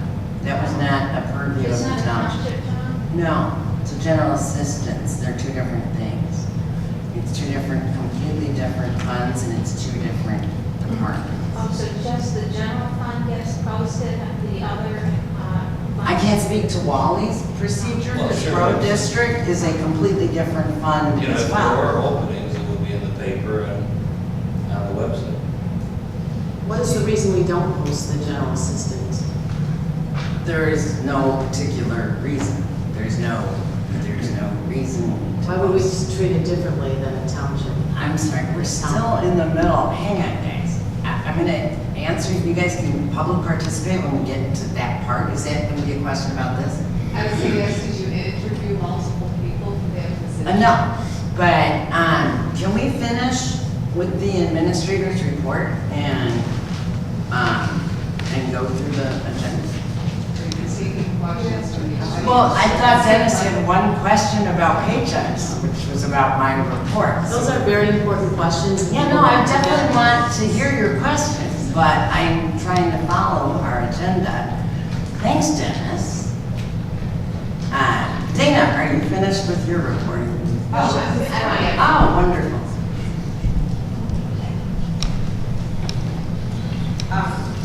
I think I wrote a little blurb in my writing about the garage sale, but for me, this is a really big, important event. I know some people just go and they have a nice time, then they leave, but I don't know if people realize the nuts and bolts that it takes to plan this, and we have some people here on the committee. Ann, who's sitting in the back. Can you raise your hand, Ann? She does such a great job, and Rich, most of Mainstay and GA help, but it takes at least 6 months to plan this event. And I've been on the committee for 12 years, which I think is long as, that's how long we've been planning it, Rich? We've had it for 12 years? 12 years, yeah. Correct? Okay, so I just went this past Saturday, and I think you all know it was like 95 degrees, and we were sweltering. It was very hot. And rain or shine, cold, hot, we go and we're standing outside. But as administrator during the event at times, I'm directed to the residents who may have complaints or suggestions, and sometimes people will come up to me and say, can I have my table, up past 3 because I'm making money, and I gotta deal with that, or Ann or Rich. And then, we say no weapons, then you always have someone that shows up with a knife, and then we gotta ask them to put it away, and it's usually, stuff like that. But this last Saturday, when I was working, it was a pleasure. I had 2 people, as we were all sweating, come up to me and just say that this event was just such a wonderful event, such a community, nice event, and that the funds and the proceeds, obviously, I think you all know, go towards our food pantry and towards our camp for the underprivileged. And I actually received letters from them, and I just wanted to read it to the board who supports this event. And my wonderful staff, who most of them, I think, come out on a Saturday and come work the event. And this is just something that's kind of near and dear to me, this is the garage sale. So I just want to take a quick minute and read these who came from the residents of Maine Township. I did ask them if I could read their letters, and they said yes. This first one is from somebody named Randy Orlov. They live in unincorporated Glenview. You're right, it's a little, so give me a second here. As a first-time seller at the community garage sale, I must tell you how totally impressed I am, from easy registration to setting up our space, the planning put into an event such as this surely shows. When I told one of the buyers it was my first time here, she told me she comes each year, and it just keeps getting better and better. Hopefully you will continue this for next year, as my husband and I are already scoping out our spot. Kudos to all who did such an awesome job in planning and making a 90+ degree day fun and tolerable. Randy Orlov, unincorporated Glenview. And then I received also from Julie Laboda, who lives in Niles. Having been a vendor at Maine Township Garage Sale since you started, I've seen how you work hard to make this event benefit our community, pantry, community service, school kids, etc. People have to understand that by participating in this or other events will help build our community stronger. I don't think people appreciate you guys as they should. Long story short, it takes a lot to raise a community: time, effort, guidance, loyalty, love, and patience.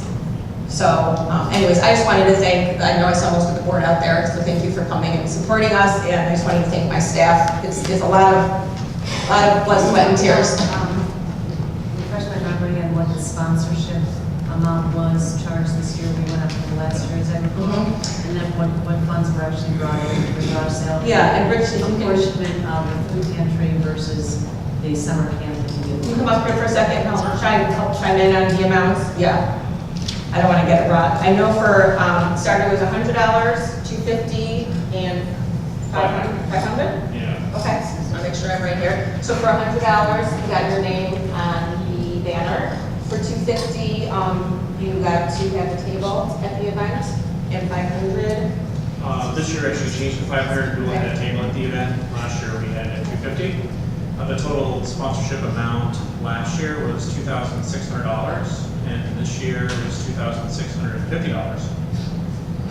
It was our split between food pantry and summer camp.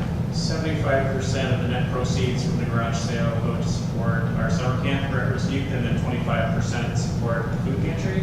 And if you want those exact breakdowns, I can provide that. This year, the camp proceeds allocated would be $3,955.51, and then the food pantry proceeds is $1,318.50. And the total net revenue again is $5,274.01, about $700 more than last year. Okay, thank you very much. Thank you. Thanks, Thank Dana. you. Thank you, Dana and Rich. And Rich, All right, and we have no personnel. Going to old business. We need to take out closed session minutes from March 28th, 2017. The three trustees at the end cannot vote on this, they need to abstain, so we have to enlist Clerk Gialamas. And I don't believe they were, no, they were not. Yeah, no, correct. This is back from March. Okay. I have a motion for approval of closed session minutes from March 28, 2017. motion to approve closed session minutes from March 28, 2017. Waive the reading.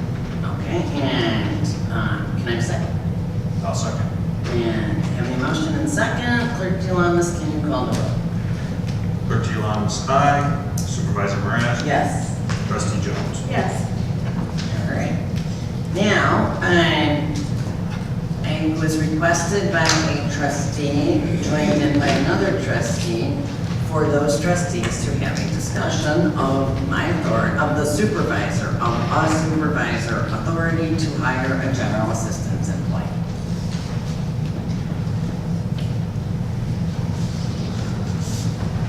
No.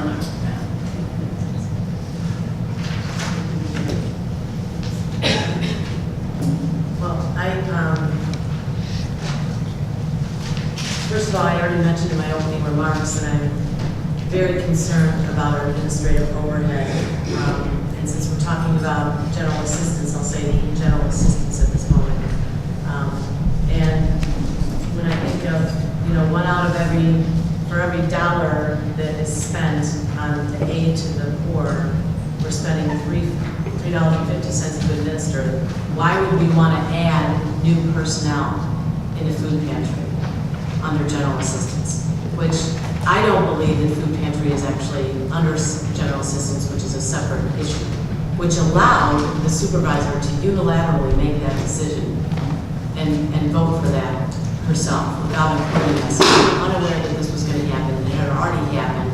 In fact, there were billing services from the attorney reflecting that on the bill that we just received in our board packet out of Springfield, Illinois. So it appeared that we were, that there was shopping for another attorney that would validate this opinion that she had a unilateral support to hire.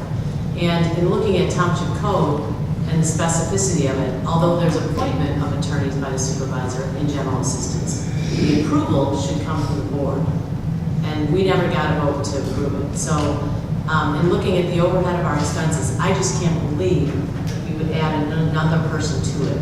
Now it references emergency aid, but when you look at what's actually the job description of this assistant director of the food pantry and funding, It is to fundraise, to go out to talk to social workers in schools, to, administer and pack up boxes. And I just think personally, there's a lot of things, if we needed the help, we could, say, go to Oakton Community College and get kids that are already working and doing some work program and volunteer their time. So, I mean, if we're in need of help, I think instead of adding an employee that not only, one of the great problems that we have is adding pension costs and healthcare costs to employees. That is huge. So every time we got into this discussion last time about a $12.88 an hour salary. Well, it sounds like not much, but it becomes a lot because the taxpayer's on the hook for paying this a decade or two out when they're retired. So it's a lot of money, and we have to look at that. Question? Yeah.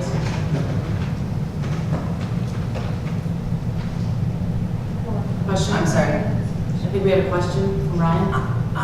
Sir, I just want to point out, comments are not a dialogue between, I might be able to answer, but I can't discuss like a personnel, like the actual person that's violent. That's something that, what's your question, Ryan? So can I ask a question? Yeah, you can. I wasn't clear because you were already criticizing before I even said No, I that. wasn't criticizing, My I was just question giving you is, the I thought you parameters. said that the person was a part-time person.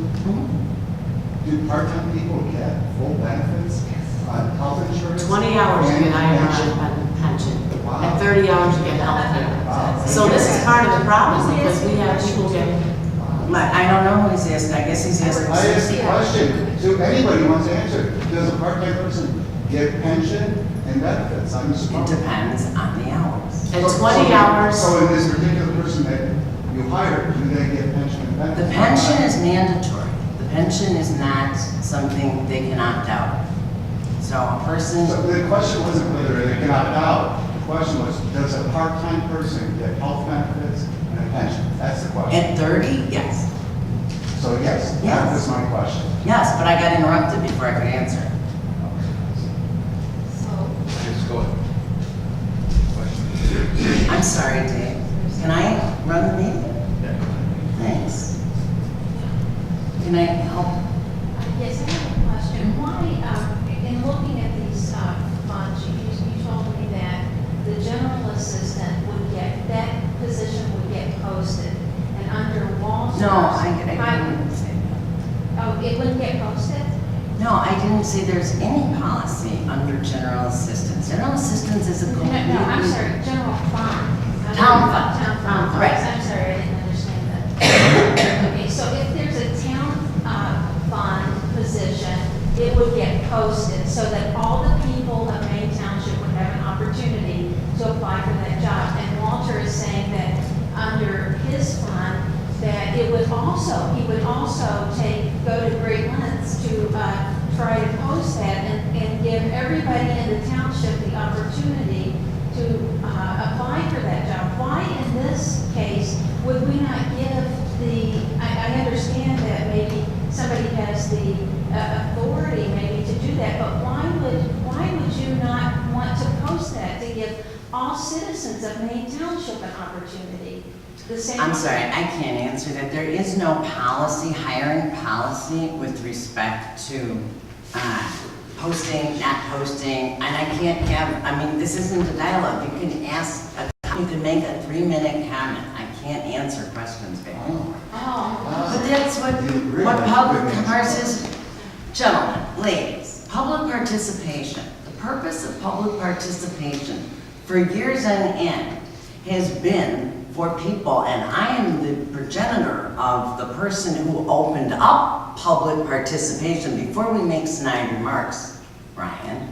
There was, before I got on the board and before I changed the procedure to allow for it, the public participation had to be registered for in advance and was limited to 1 minute, and I made the motion and actually was the person who drafted the most liberal meaning of public participation with respect to almost any township in this state. Having said that, public participation is still an opportunity for a member of the public to state their view. It is not for dialogue back and forth. I mean, that's just, it's defined in public participation. So you can absolutely ask your question or state your.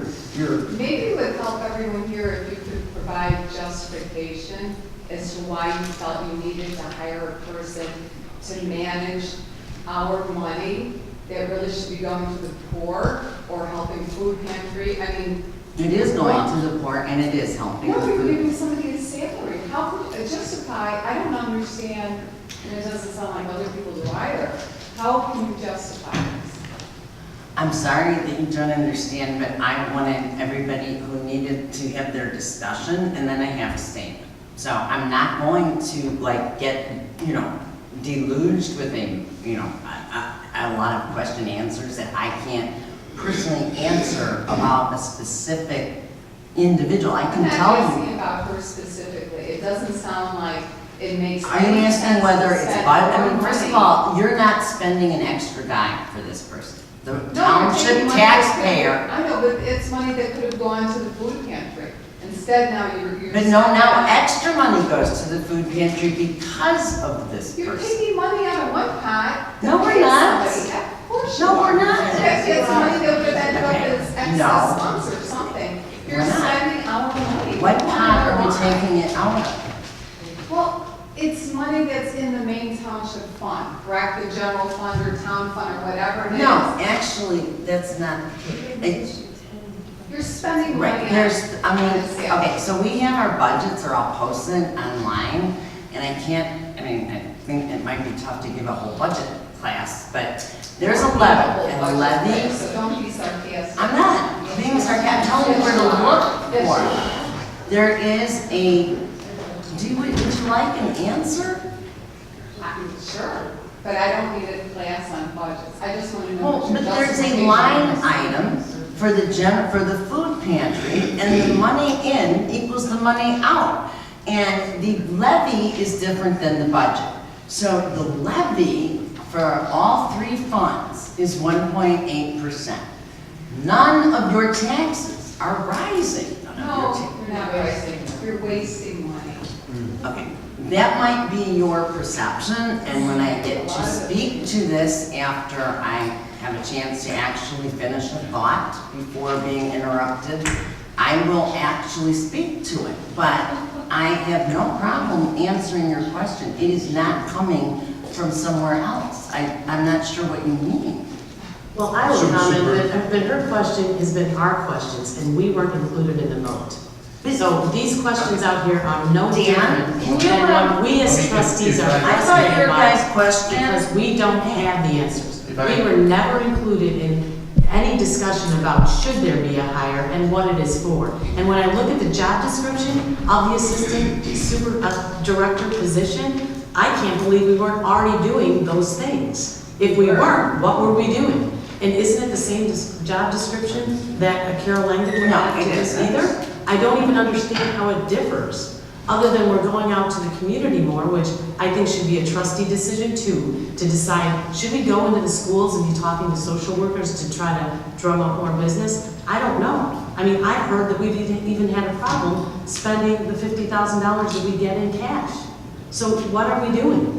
I mean, we've been precluded from this decision. It is wrong. We should have been consulted. We shouldn't be shopping for attorneys in Okay, I'm sorry, but we didn't job shop for Job shop. attorneys. But why did you have, the first thing that happened, and I want to make Trustee this clear. Sweeney, I'm People sorry. need to understand this, Laura, I'm sorry. No, They need to understand. We did not get an opinion from our own attorney.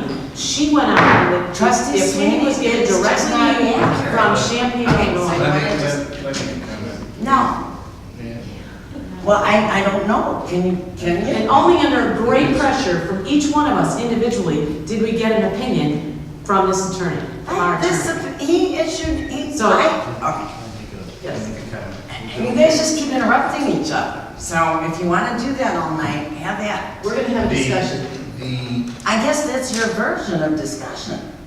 I think one of the points that should be pointed, one of the things should be pointed out, the arguments that I'm looking at from the documents that were presented and from this multiple page presented letter of opinion, compared to my interpretation of it, not legal interpretation. The argument is that if the monies involved come from the general assistance fund. That if it's general assistance, that the supervisor has total authority to do as the supervisor decides if it's general assistance when it comes to hiring, firing, merging jobs, etc. The argument here, as Gregory Collini presents it, he says that the facts that he were given, that since 1981, Maine has operated a food pantry, provides foodstuffs on an emergency basis to persons residing in the Maine area. The Maine General Assistance Office annually finances the pantry with general assistance funds. In return, the pantry provides food for the persons approved by the General Assistance Office. So the argument there is that because general assistance, okay, which arguably is equivalent of public aid, or aid, general assistance decided to reach out to the food pantry and say, hey, look, we'd like to get foodstuffs from the food pantry to give to general assistance recipients. Okay, so we're going to give you some money here. The food pantry gives back food to give these general assistance recipients. That now all of a sudden, general assistance has power over the food pantry without involving the board. That is a presumption in the first paragraph of this multiple page legal opinion, which is not correct. Okay? If it's raining out, I'm going to walk out that door and I'm going to get wet. That's the presumption. If it's raining out, it ain't raining. Okay? That's not how it works. The fact that general assistance reaches out to other agencies does not cut out the board from supervising and having decisions say, not only that, but responsibility. We have the responsibility, it falls on our shoulders to this. When your newspapers say, and I've got to get this delivered to my house after election, That was, newspaper article was because a certain trustee decided to call the newspaper from the bill paper. However, the article came out after election defeat. I'd like to finish. After election defeat, former Maine Township trustee hired to assist the food pantry. It looks terrible, okay? And my whole thing is that it falls on us. Then who do they call? Who does the paper call? When they find out about the paper? Oh, I know. Is it terrible that a citizen called the paper? Is it terrible that a Maine Township person called the paper? But a citizen didn't call the paper. In Jennifer Johnson did her We put job. out a press release. This is the job of a free press, but it falls right on the shoulders of the township. Now, I'm also going to add a second comment. Anybody who's attended the meetings in May, June, July, August, they've heard me say it every single time. Township government is under total attack. There seems to be a crazy notion that if we get rid of township government, all of a sudden Illinois' problems are all going to be solved. It's all going to be great and we're going to all eat cake. And it's not true. When we do things like this, it doesn't matter what party it doesn't. It just is something that if you can do it, my alter argument, if you can do it, there are times you shouldn't do it anyway. You should just run it by the board. Go ahead and publish the job. And now this individual we're talking about is a very nice person. I've broken bread with this person. She's just a wonderful person. But no. Last argument. The trustees only have the authority that are given to them under the statute. We're voted in as individual trustees. You gave us, each of us, that authority, and we're not supposed to give it away. We're supposed to handle it. If we look the other way, that power goes away from us by our decision. That's not what I was elected to do. So all I'm saying is that this should have been done under the purview of the board, either based on a wrong assumption, because they don't have the authority. Two, it looks bad. And number three, it's authority that I'm not prepared to give away. Thank you. Is there, do you guys have a legal question somewhere? Yes, this gets to whether or not you, as supervisor, had the authority to hire Kelly Schaefer, as you asserted at the last meeting, that, and with no discussion, we didn't have any idea what was going on until that night, so we had no way of researching it in advance. So I looked over at our attorney, saw him look at you. You said you had authority. Okay, you have authority. Well, we did our research. And the You mean that authority. your county watchdog, is that your research? Laura, you know what? I'm glad this is being videotaped because everybody can see how You know you what? treat us. If it happened to be a county watchdog, But would expose things. apparently, Great. if my question is, do you have a Yes, you question about the legal? Yes, We and do let not. me finish so I can tell you what it is. But haven't you just spent the last month doing that? Laura, we can be here all night, just like we were last. That wasn't because of anything I did. Yes, you keep interrupting me. I'm trying to I'm get to sorry. the law here. I Okay? apologize. The question is your authority, whether or not you had it, to hire what you asserted was a general assistance employee, okay? That is not the authority that you have under the township code. The authority you have is to hire an employee or general assistance staff to administer the public aid, not just any general assistance employee. That is the dispute. That is the question. Now you have it, okay? Okay, well, it's been answered. And I No, will it answer hasn't. Yes. It is an opinion. That is an opinion. It's not the gospel. And you have two attorneys on this board that disagree. So if you want to, look at votes, 2-2. So you've been a there is no. Laura, you know what? It doesn't matter how long I've been a trustee. I have read the code, and I read the Public Aid Act, and you usurped authority. And if you were going to do the right thing, you would at least have a discussion about why you did this. I'm waiting until you're all done. You guys just keep interrupting each other. Laura, you have done most of the interrupting. Oh, okay. Yeah. I've been doing answering of questions. So many of the assertions and the facts that were included in both Attorney Dowd's opinion letter and Gregory Collini's opinion letter are false. So they are premised on the fact that the food pantry is general assistance. The food pantry is not general assistance. Is that a question? No. Or a statement? It is a statement. Okay, well, that is wrong. No, it is not. Because you say it isn't. Because I have researched it. Where? Where do you have? I have called the township officials of Illinois, I've talked to Jerry Crabtree. So have I. I've talked to the woman that wrote the general assistance book. It's going to be Okay. teaching the And course do you have in something November. to Yes. pass out? Susan Can we Byrne. have it? Laura, our own website does not list food pantry Okay. as one of the general. It absolutely does. Laura, I'm sorry, it's very here, It good. absolutely does. I have it printed Look at our out. website. No, I I have have the it budget. Food. But and regardless, Pantry is not under general just assistance. because you say it's so, Yes, doesn't Marcia. make it so. But that Okay, applies also. public aid is what you have the sole authority to hire under, and food pantry is not public aid. Public aid is financial aid. It is defined in the Public Aid Act. And that is another thing that we do not agree on. Attorney Collini and Attorney Dowd went circles around this and wrote pages and pages of words that are circular arguments to just define one word that is defined in the Public Aid Act at section 2-2. So I don't know why somebody has to write pages when there is a definition right in the act.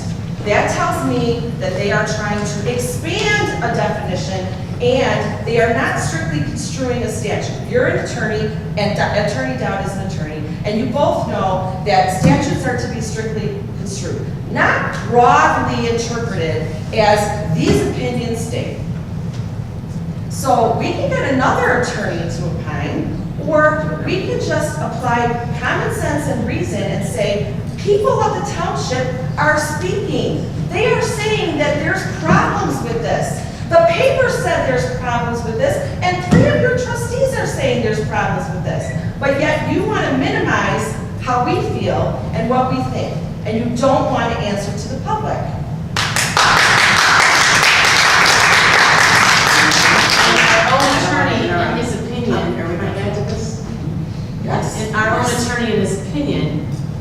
states that he also answered my question, doesn't this fall under township services, which is not general assistance? And that township services that include social services for the poor and aged, that's where the food pantry would belong. Most of the, by the way, townships that I've looked at are 501c3s for food pantries. So they fall under services. That's actually not true. Well, you don't know the townships that I've looked at. Well, I'm sorry, So, most of the townships in Illinois are under food pantry. Most food pantries are under general assistance for all the townships in Most Illinois. food pantries are under general assistance. Why is it not in the 1,000-page general assistance manual? It doesn't even exist there. Ask Marcia, she just confirmed with us tonight. Why does Jerry Crabtree, who's the assistant director at Township Officials of Illinois, tell me it's not?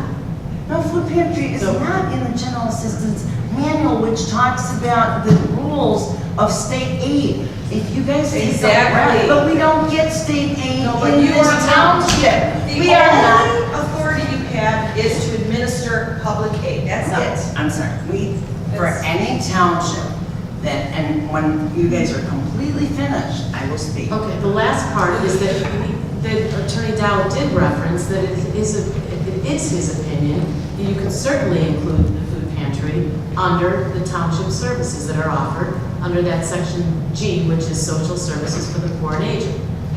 So if it's included there, why is it that all of a sudden it's public aid? I don't understand. It isn't included there in our township since the food pantry was started. But you can't have it both ways. We're not having it both ways. We don't run a township pantry. I think what I said is it could be, not did. it is.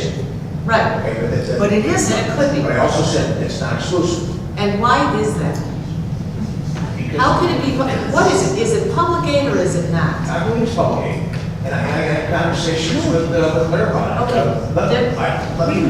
There's a definition of public aid and general assistance, and I'm going to go straight to the public aid eligibility requirements because it defines what financial aid is in public aid in basic meeting requirements. Because what you're saying is that it meets basic meeting requirements, and that was your case that you referenced. But the basic meeting requirements for it to fall under public aid have to be one of two things, as I understand it. Necessary treatment, care, and supplies required because of illness or disability, or acute medical treatment, care, and supplies only. Those are the two things that make it fall under public, that is part of the Public Aid Act and how financial aid is defined. It does not reference food pantry anywhere in there. There's no mention of food. So this is not, I don't know how you can't say it belongs under township services, but then say, but it doesn't preclude it from belonging here, and then have zero reference to food or food pantry under the Public Aid Act. Yes. As I cited to you, section 305 ILCS 5/6-2 says amount of aid, the amount and nature of general assistance for basic maintenance requirements shall be determined in accordance with local budget standards for local governmental units which do not receive state funds. This local government unit doesn't receive state funds. The inclusion of the word nature contemplates a form of delivery of public aid, financial assistance in a form other than amount. Okay? If it was just financial assistance, the word would have been would singularly be the amount. By including the word nature, it contemplates another form of delivery of basic necessities under general assistance. Are you sure that does not include all that? It's just public aid? So it goes on the list what all the things are that are included under nature as defined as medical treatment and financial aid, and it never references food. So why would they not have food referenced in this section 561? In his basic 305 needs. And let's not forget that Dillon's rule requires specific authority. So you can't just come up with what nature means. Nature is part of 6-2. The amount of aid is defined, the amount and the nature of general assistance is defined, and it goes on, as Susan pointed out, to include medical treatments and things of that nature, all financial assistance. There is no mention of a food pantry. If there was, mention of a food pantry, it would be in the statute. We are not the only ones who have a food pantry. This is not a new service. I'm not saying we are, but I'm saying it's my, So it would be it's in my there. opinion, it's my opinion that this is a specific delegation to a township that we are one that doesn't receive state funds, and we're entitled, this township is entitled to determine the amount and nature of the general assistance it provides. In my judgment, the word nature contemplates more than financial aid. Statute, as you know, doesn't use words superfluously. And the inclusion of that word meant something. The legislature meant something by that. So if they wanted to limit it to just financial aid, they would set them out. And it's my judgment that the word nature expands it into other forms of delivery of basic necessities to those in need. Food is a basic necessity. And it's my opinion that it can be delivered through the auspices of the food pantry. Tia, there's no question that Maine Township can deliver services through the food pantry. Let's not confuse. I'm not saying- What we're trying to get to is the authority of the supervisor to hire this particular hire as a general assistance hire.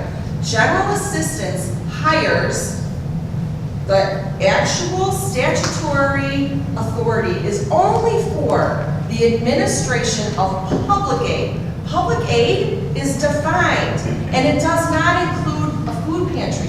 General assistance in Maine Township may include food and food pantry because Maine Township has decided to include that. That's great, but that doesn't make it public aid. Public aid is financial aid, and it's all it That's is. not accurate. That is accurate. And you know what, that's not the way we're in statute. I've been wrong, but I've been 39 years, that's not the way we're in statute. Carol Langan might be able to shed some light on your questions. You had a question or a comment, Carol? Well, I'm hearing like apartments getting trashed. There's no There's no bashing. big- Wait, wait, wait, wait, wait. We're not making that, no, that's it. No, no.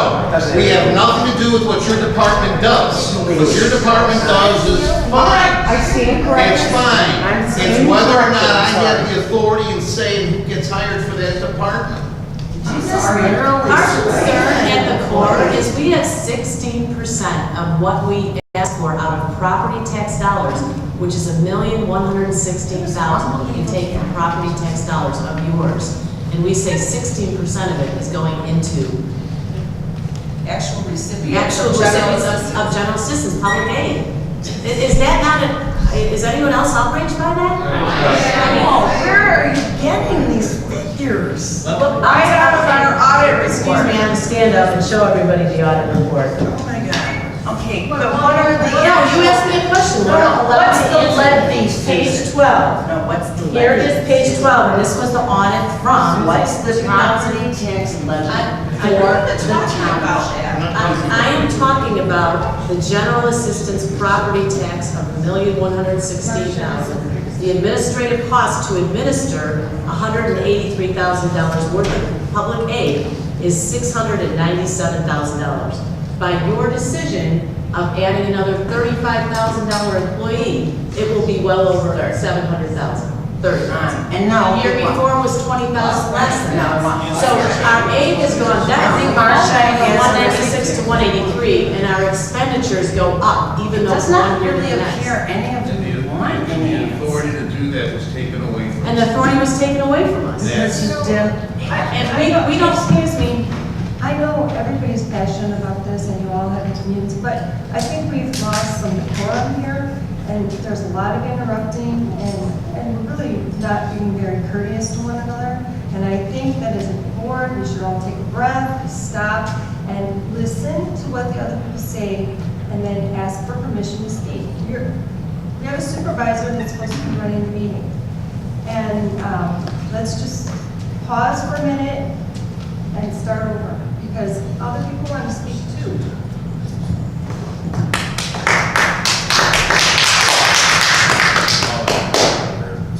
Marcia.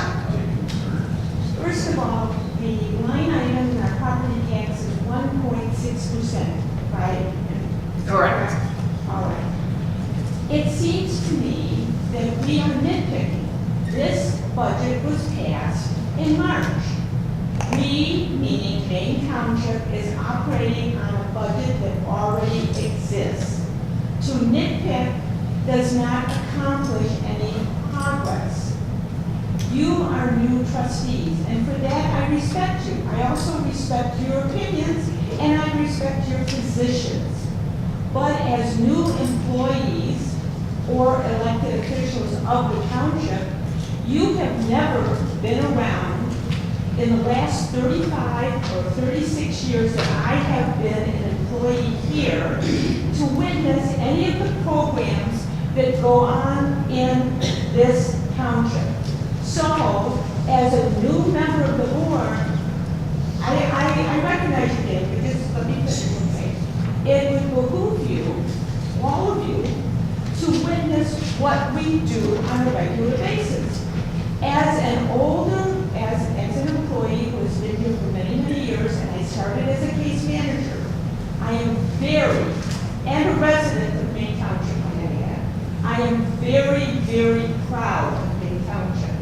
We are #1 in the food pantry. Why do I say that? Because Niles came to me to model their food pantry after ours. Evanston has modeled their food pantry after ours. Hanover Township has modeled Please, let her talk. their food pantry after ours. And I can continue to tell you on a consulting basis how many townships have come to us for our assistance. But it's not only the food pantry program, it is the majority of the programs that we do, that we are a model within the state of Illinois. 1 second, I'm almost done. We are a You don't model have to within rush, the- apparently. Take your time, take your time. within Cook County, within the state of Illinois. And it bothers me very, very much when I see our township picked apart for all the good things we do. I sat and listened to you give your board reports. Do you know that not one of you complimented the garage sale that took place this last weekend? And I was there. And how hard every employee in this township worked, if not the day of the sale, but the year that it takes in the planning of the upcoming, of the event.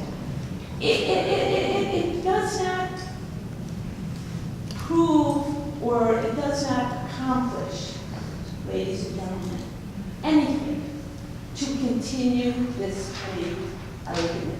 We need to get beyond it. I know that you have what you feel is a valid complaint. I am recognizing that, and I am not disputing it.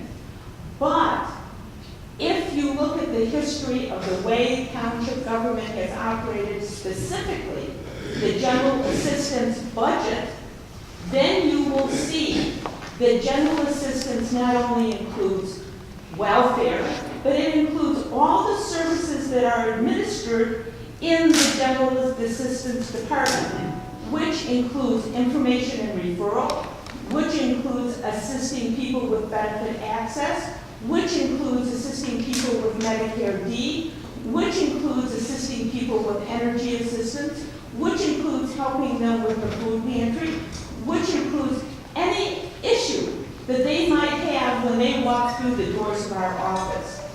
And it is very hard to conceptualize on anybody's part, if you have not been there, what it is like to walk in that door and ask for help. It is the hardest thing that anybody can do. I had a lady last week who has lived in the township for over 30 years. She recently lost her daughter. She has no relatives in this area. And she feels very alone, and she doesn't know what she's going to do if she's 74, if she gets sick, and if she dies. Who is going to be there for her? Now, if we operated according to what you are suggesting, and we only did public aid, then I would say to her, or I would have to say to her, well, you know, I'm sorry, Mrs. So-and-so, but we can't really assist you, so you'll have to go someplace else. But that is not the way Maine Township interprets their mission. And that is not the way we have or will be interpreting our mission, hopefully.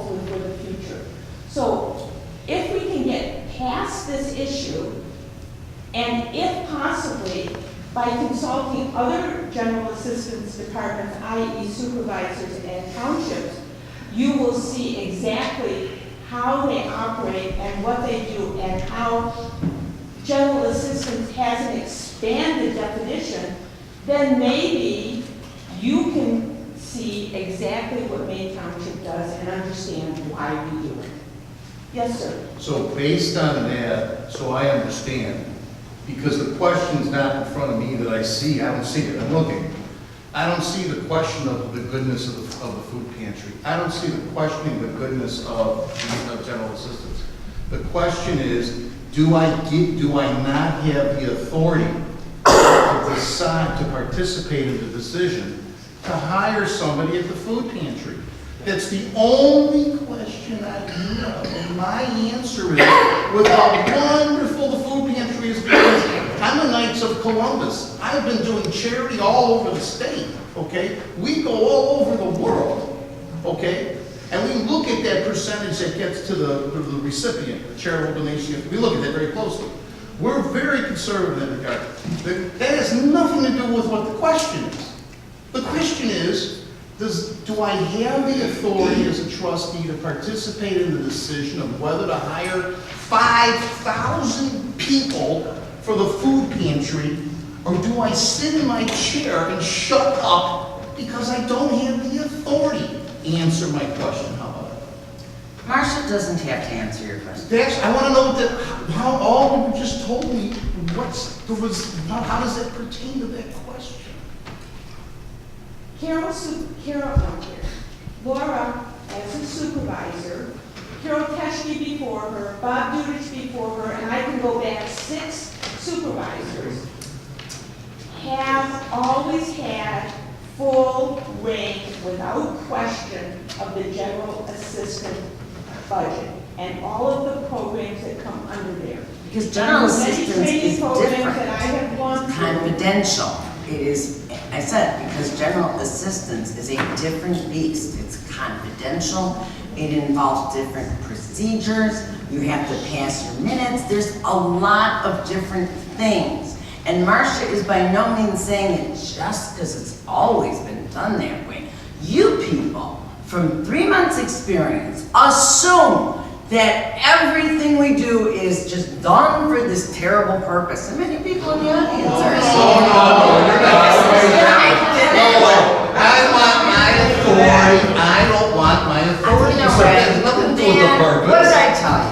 That It's must nothing to be do with the on the purpose. tail end.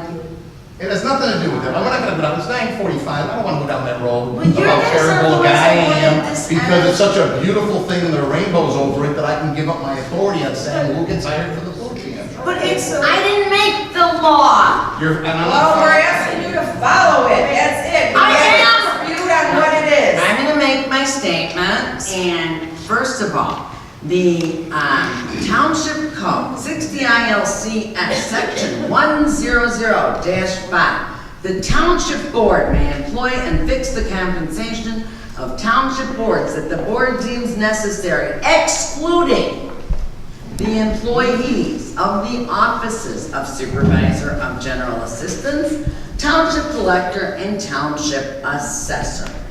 Okay? So, that, Claire, would be, first of all, you guys are excluded. I'm sorry, you are excluded. Secondly, the Supervisor of General Assistance shall appoint. You're reading a statute from section 12-21.2 in isolation without looking at 2-1. Yes, I can appoint people to such other employees as being necessary to provide public aid. And now Under the specific article in public aid. So Which you does are not include. I finished. But I don't want you to go round and round the circle. Okay, so it's okay, you know what? And then you can I suggest that nobody will ever, you may not like this, but you have requested a legal opinion. You've got more than one legal opinion. The only reason Gregory Bellini, who by the way, folks, to clarify this record, which has completely been filled with things that are not accurate. Gregory Polini is Marcia's, the general assistant's attorney for 36 years. He's not someone we, oh my Lord. Oh, I'm allergic. Gregory Polini is not someone we plucked at random, as has been accused, to get an opinion that would fit what we wanted to do. That is absolute poppycock and Tommy Run. And since when is it a bad thing to expand, shame on you, to expand food services and make them more accessible? So wait, I can't finish. Apparently, I can't finish. Talking about your authority, Lori, let's not waste time. Can I finish? May I finish? I'm sorry, sir, can I finish? No, I'm talking to him in the back. Well, do you want public opinion? Because Not yet, I'm trying to make a I statement. can make it really short and sweet, Laura. Number one, your door was locked, that's an open meetings act violation.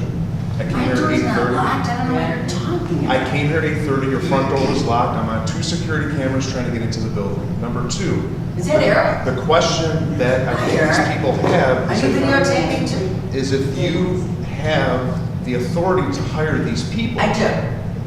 Does it open up the other trustees that are sitting on this board with you to litigation? Let's say somebody slips and No, falls. it doesn't. Yes. No, it doesn't. And then a solution for the issue that you're having, trying to hire somebody that you're paying a full salary, which is having state and federal deductions, as well as, I think, medical deductions.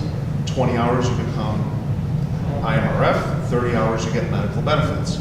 In Niles Township, I'm well aware of programs they have in their high school where they have volunteers. You get more people involved in the community. I know how Carroll. We have volunteers, but that Can I is. finish, please? Because I'm a resident. Well, and I pay I'm tax- sorry, I know pay you're a taxes. resident. So I'm if a resident of Maine If I Township, can you're a finish, resident of please, because you Niles. guys, this is a zoo, Did you okay? move? Yes, You guys are all I did. animals, it's almost 10 o'clock, and everybody in the township is talking about these meetings, okay? I'm gonna yes. try to make it short and sweet, and you're Yeah. expanding it. The Yeah. bottom line is, bring in some more volunteers, because the need is growing in Niles We'd love you to Township. bring us Niles more. Township is going ghetto. We'd Okay? love you to bring us. And I don't want it to go ghetto here, because it already is ghetto in certain parts of Maine Township. I live in a very secure area in Morton I'm Grove. not sure what. Let me finish, please, because I'm almost there. Just get some volunteers to help Carol, because it's just gonna get worse. That's all I have to say, babe. Okay, thank you for your suggestion.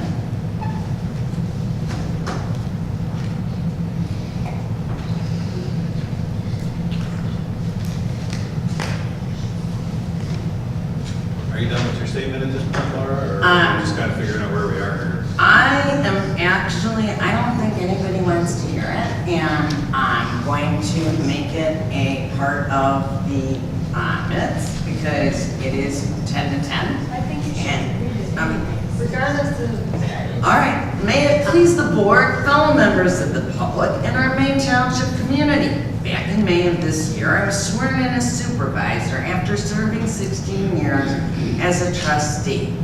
I ran unopposed. Apparently nobody felt that strongly about how horrible I was in being a steward of the township taxpayer funds for the previous 16 years. I was one of the most fiscally responsible, and still am, township officials, and we have balanced the budget and frozen the levy for 12 consecutive years. And we are literally the only place that has the kind of services you can get, including the food pantry, GA, and many, many others for less than 2 cents on your property tax dollar. So framing the issue in the way that certain trustees have framed it is a false narrative, in my opinion. When first sworn in, one of my initial priorities, unlike any other supervisor, was to interview at length each member of our staff, because I wanted to find out the workflow. I wanted to find out the efficiencies. I wanted to find out what they liked about the job. I wanted to find out what their job was. I was a brand new supervisor. I knew, even though I'd been on the board 16 years, I didn't know how to be a supervisor. You don't grow up and just become become a supervisor after 16 years. At the same time, when I was a brand new trustee, I watched, I listened, and I learned instead of what has started to become the norm, which I will get to in a minute. One of the very first, if not the first, to volunteer for their meeting with me, and these were optional, by the way, these meetings, and they were confidential so that the employee could feel free to say whatever they wanted. Even their department head did not know when they were scheduled, and we talked for, and many times, and for hours. One of the very first to volunteer for meeting with me was Carol Lang, who is head of the food pantry, who got jotted down, unfortunately, by a member of our board. And I apologize, Carol, for that happening. We reviewed Carol's entire workflow, and she explained how the budget of the food pantry is indeed self-sufficient. She also explained how she's literally the only employee full-time. There is nobody else. Carol Langen cannot ever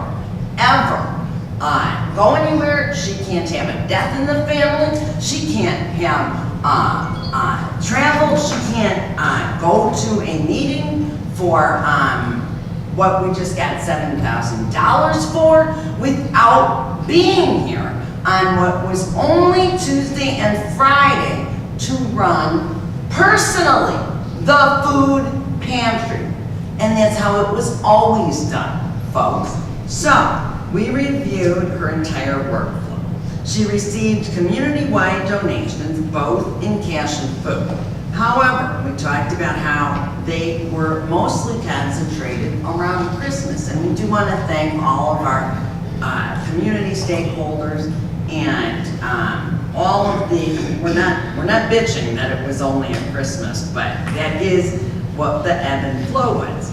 We talked about how it would be great if all donors, cash and food, which were already compiled into a monthly chart so as to track better the amounts needed, since our donations tended to group around the Christmas holiday season, how if all of that could be computerized, this would enhance and be able to give better services and more food to more needy people. Because when I was going door to door, when I was talking to each and every one of you, and when I talked to newspaper editorial boards, one of the recurring things, and I heard it from the Democrats actually, was that the food pantry was not accessible enough, that it was only open on Tuesday and Friday, and that after we had been operating this way so long,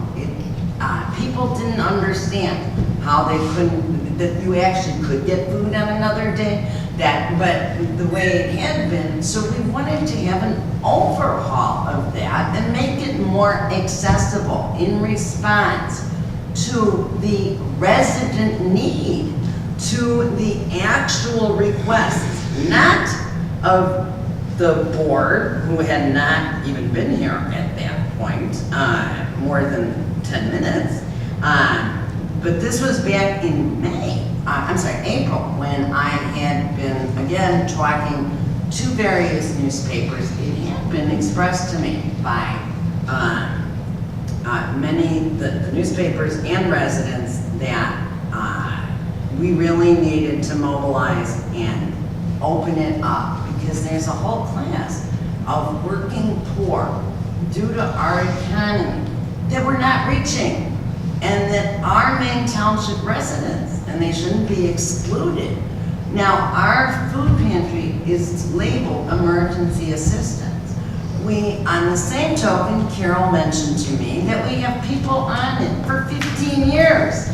So one of the jobs that needed to be done was to review and have those people all come in and see why they were on it for 15 years. You know, why part of general assistance is that you are looking for a job, or that you are disabled, or that you qualify at a certain poverty level. And one of the other things Carol and I discussed that was much needed is for it to be more accessible, the application had to be simplified. And it had to be put online. So, you know, God forgive me that one person couldn't do all the things that really needed to be done, and that includes that Carol had been doing all of this, and packing the boxes, and schlepping the food from the schools, coordinating all the food pickups, all the food deliveries. These trustees thought that Carol Langen only worked 2 days a week. Carol Langen is That is absolutely That's not true. I'm sorry, Susan. That's not true. You came to me at the Taste of Park Ridge when I was sitting in the township booth and said to me, how come you only work 2 days a week? I didn't say. Yes, you did, I asked Susan. about the food pantry. No, Susan, I'm sorry, I'm gonna call you on the I carpet don't for this agree, lie. Carol. I think we have a misunderstanding. No, you asked me why I only work 2 days a week, and I looked at you like you had a hole in your head, and I said, how can I get all this done on 2 days a week? No. All right, I asked for it's your your word workflow. against my word. I was asking you what you do, you were explaining to me when you. Susan, the question posed to me at the time was, how come you only work 2 days a week? End of discussion. You think what you want to hear, and I would say what I would. I'm sorry, this is the way I was. This is the way I was approached. Okay, can I finish, please? All right. We discussed that it would be great, I'm sorry, for example, our list of food donors, churches, schools, etc. would be computerized along with the time of day they typically request a pickup, because everybody wants pickup at a different time. So too could the list of prospective community stakeholder business be categorized, computerized, in order to develop a standard introductory letter that could be sent to each prospective donor, followed up by a meeting to solicit cash donations, which are actually something more needed than food donations, because it frees up the ability. We have seen a lot of food pantry recipients who sit in the parking lot and they may return something or may not like something, and it's not really a shopping store. So there's a simultaneous, just a recall. Indeed, we both realized many things could get computerized, which would help the overall efficiencies. Carol also pointed out that many of her job duties had increased over the years, and it may be time for an actual second-in-command administrator to work under Carol, as well as to develop, solicit, and meet with potential cash donors on a regular basis year-round, and as seen below, implement a new pilot program. And I informed Carol that while walking residents' houses and attending newspaper endorsement sessions, I had heard from numerous residents that while our food pantry was much loved and has received much accolade, and for that we are very grateful, we have always been the recipient of Crop Walk. We have always won awards from the township officials' ability to Springfield. But many suggested that it be more accessible in terms of the hours open. Thus was born the idea of an expansion of not just clients served, but an expansion of days or hours open. We discussed this part of the prospective employee job as a pilot program, so we could assess the need for expanded days, and if a great enough need existed, talked about opening one Saturday a month. Thus, in late May and June, Carol, Dana, Marcia, and myself worked on the parameters, description, capabilities, and hours of what such an employee would need to have. One of the most basic functions needed to be done was to have a trained and knowledgeable person able to head the pantry when Carol Langen was not in here, or otherwise not working, who could actually screen applicants, make boxes, hand out boxes, while supervising the volunteers, Eric, and while checking quality and quantity. Since Food Pantry has been under the purview of general assistance since it began, this person had to be hired into and by the GA department, of which the supervisor is the head. As I was a new supervisor, I checked with our board attorney As to the respective hiring authority, I received an opinion enclosing the statute as well as a paragraph laid out in our laws and duties handbook. This statute gives the parameters of the township supervisor authority with respect to the GA department and the GA fund.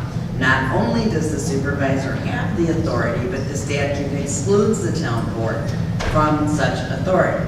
We wanted to develop something even better for our residents, food assistance with dignity. At the same time as we wanted to review existing clients who have been on it for years and determine if they were still eligible or if they were somehow taking your tax dollars or the tax dollars and they were not appropriately still here. We wanted to make outreach to the area working poor, given the economy and the fact that people don't want to say, in my backyard we have working poor, in Park Ridge we have working poor, that are completely different group of clientele from some of the pantry clients that we have had over the years. These people deserve assistance as much as the others do. And so we also wanted to streamline the application, automate the processes for greater efficiencies. Part 2, assess staffing needs in the general assistance. Long discussions were had with Marcia. It was determined that the LIHEAP interns did not need to be rehired for the October to May season. And thus all of those questions from the trustees about 3 part-time people who quote unquote had been fired. They weren't fired, they were seasonal interns who were making $13.96 an hour.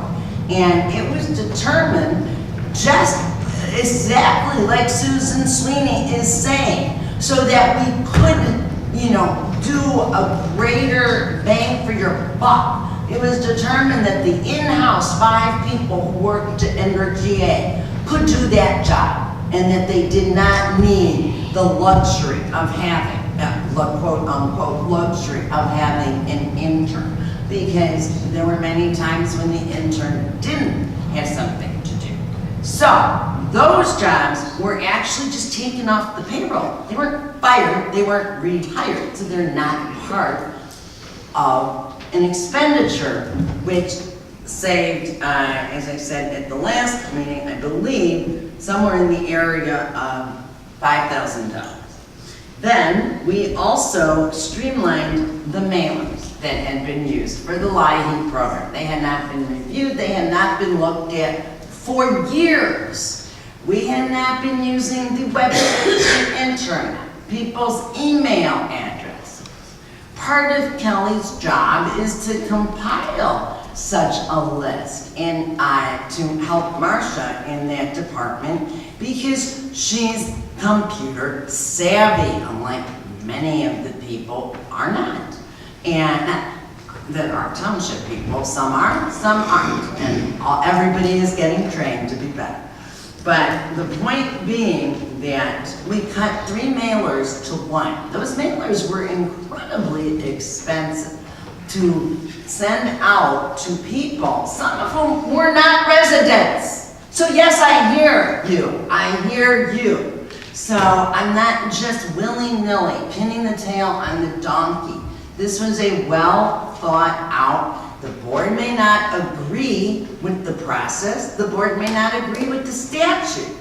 Hang on, I'm almost done. But that is the statute. Part 3, there were no comments or questions at the board meeting regarding the food pantry. Yet, some trustees did feel it appropriate to communicate their personal feelings to the press, social media, or through FOIAs that for unknown reasons they were CC'd on. And I think using headlines and downstate self-proclaimed watchdogs who are not attorneys, who have never been in our township, who have no idea what our township does for the residents, I think that is just not an appropriate way to conduct business. And to Trustee Carabota complains about our image. I didn't write the headline. I didn't call the press. I gave Jennifer Johnson, who I think was here, I think she still is, a long interview. I couldn't have been more open about the reallocation of resources. Then we put out a press release about, because we also, it was connected to Maine Township Recovery Connection. I fully explained the restructuring and hiring of this $30,000 a year employee. Similar townships have far more employees under their food pantry. And over 30 plus townships statewide have their food pantry under GA. In fact, the majority of the townships do. However, you may disagree with the actual person chosen by our hiring group, that's irrelevant. All of this caused increased expenditures and frankly some absurd, as Marcia said, not, things that are not productive demands on the board attorney and myself and other staff. Not just with respect to this issue, but other issues. We've had a barrage of late night and weekend legal and other questions.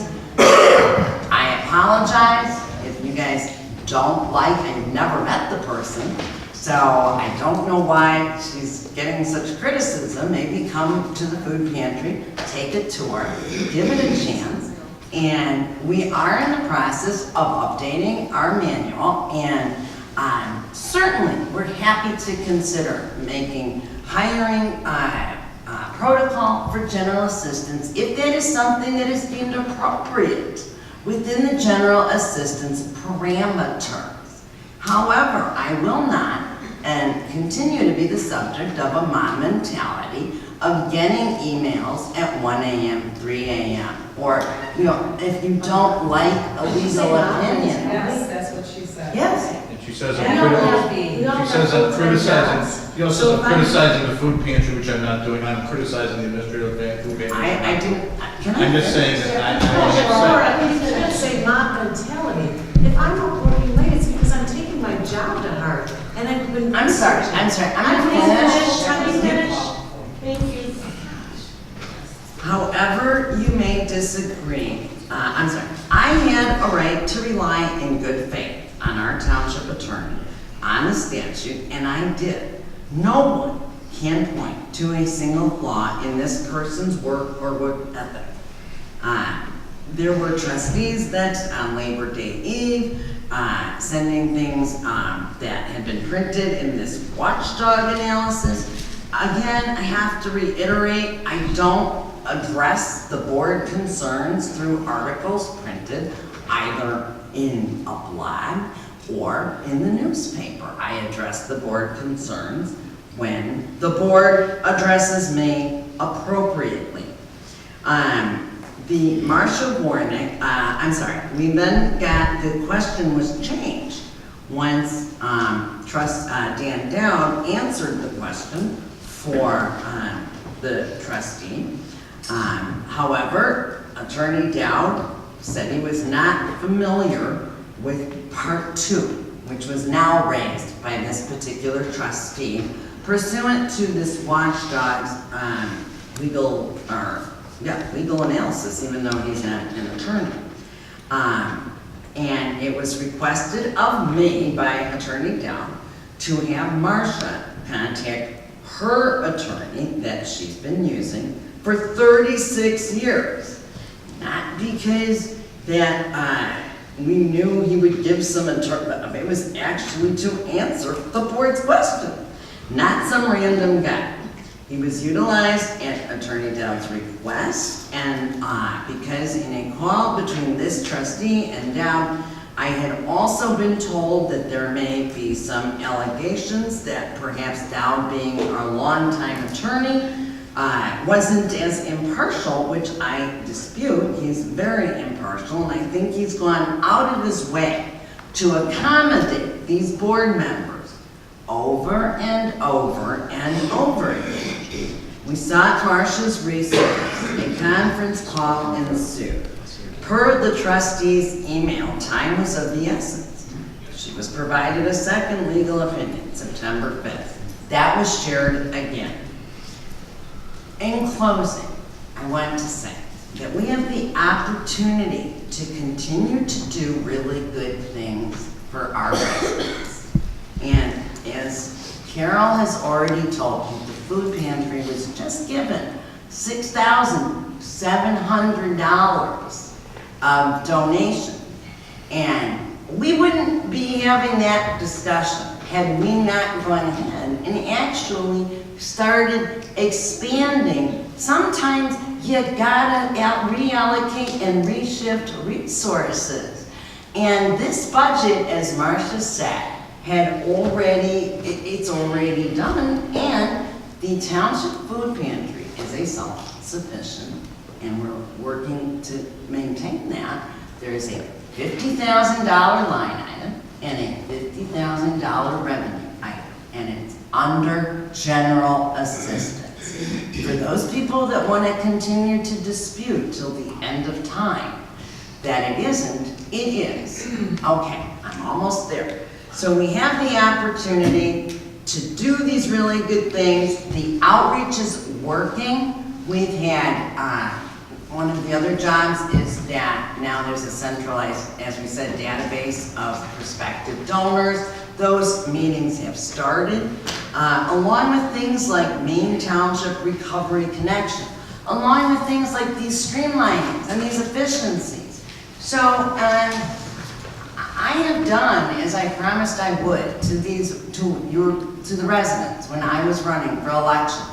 I have absolutely kept those campaign promises to do the best and the most fiscally responsible and not raise your taxes. And that's what I've done. And that is what I continue to hope to do.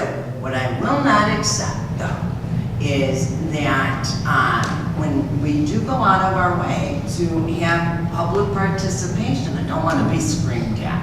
I don't want to have that kind of dialogue. I want to have good dialogue. So, having said all that, I appreciate your coming. We have about another half hour, 45 minutes left of this board meeting. So that's going to end this part of the discussion, except you have a comment. Yeah, I do have a comment because I won't ask a question, but it does seem that since you have been in office that you've done many, many good things. And you've also looked at all of the areas. But it's my understanding that the trustees, that if somebody takes a cab for $3, that they have to go into a meeting and approve those bills. And so even though you may have the authority, and it's a very technical issue, whether it goes into one fund or another fund to allow you to have that authority, but even if you do have that authority, which you may, if you really do have that authority, why would you not post that position? And also, so that the people of Maine Township who may be watching this video, knowing that the trustees have to look at and that's what their responsibility is. And as I can see, they're trying to do a very good job of doing that. But why would we not post this position? Or why would that position be given to as I recall, the only time that I know about Kelly Schaefer is that she was on that sheet of paper and she was the only trustee that didn't make it. And so I can see from that she's somebody that is very close. So this position didn't become open to all of the people of Maine Township. Even if you have that authority, why would, I'm not going to ask a question, but I just do think that it would be very good policy to let all the people of Maine Township be able to apply for those positions as they come open. Yes, I think I know what you're going to say. Absolutely. Okay, we've had an energetic discussion here tonight, and I hear what you're saying, and I agree with you. I wasn't included on the decision either, and I think, you're new to this, and Laura's new to being a supervisor too, and we make mistakes and we learn as we go along. And constantly throwing things at each other instead of actually having a polite conversation isn't really the most productive way. And so we can all learn something from tonight and this discussion. and that is that we need some communication improvement. Went back and forth. I also want to say, if we have two legal opinions from people who have 39 and 36 years experience, even though you don't agree with it, and I'm not a lawyer, but I'm not sure what opinion you would agree with. What would satisfy that? I would agree that I would have to say, who's going to take that spot? If we have a spot open, that I could say, okay, Kelly Schaefer, or I could say, okay, you, or I could say you as my vote as a trustee. So is there a specific remedy that you're looking for tonight? Yes. Okay, what is it? The remedy I'm looking for is that we go ahead and take a look at, as a board, the needs for the position and the publishing of the position and the financing of the position as a board, as a group. Whether or not we say we have the authority or says you have the authority, and let's have it out in the open. Let's have it out in the open, especially when it's a fellow friend of mine who ran with me to be a trustee, and she didn't make it. God bless. I mean, it just happens. You win elections, you lose elections. It was a very close election. And then all of a sudden, for me to be sitting on a board that says, hey, look, here's a job for you. I don't want that under Dave Caraboda. So do you want to fire her? Is that what you're saying? I'm This is saying why we have to go into closed session. what We was can't. done was done in a means and a way that there's a better way to do it. Let's accomplish the same things that we're doing, but in a better way. And the way to do that is for us to reopen that issue and have the board look at that issue. And let's take that issue apart. To what end? To what We end? can't fire her. So you are asking to fire this person? I'm not, the person was not, in my opinion, didn't have the authority to hire her. That's my opinion, for whatever. We it's understand worth. it's your For opinion. whatever it's Okay, worth. so we'll take that as I would preface it this way. I would say three things. I think we need a thorough audit of the general assistance department as it pertains to. It's already been done. Looking at what we're spending, because I'll say it one more time, but we're spending 16% in public aid. I know we do other things, but, I think we need to look at food pantry. I think we need to look at it from the perspective that many other townships do, which is maybe a 501c3, where we're actually not using this as a vendor pass-through, which is what seemingly we seem to do. I would say secondly, I would like to know what authority the food pantry originally had to get set up under general assistance. And I would like that documentation. I wasn't here in 19. What was the year the food pantry was set up? 1981. I wasn't here in 1980. So I'm saying it's Okay, that's it's a the real- second thing. I think that. I was thorough in audit- Washington, no, I was actually in Woodstock.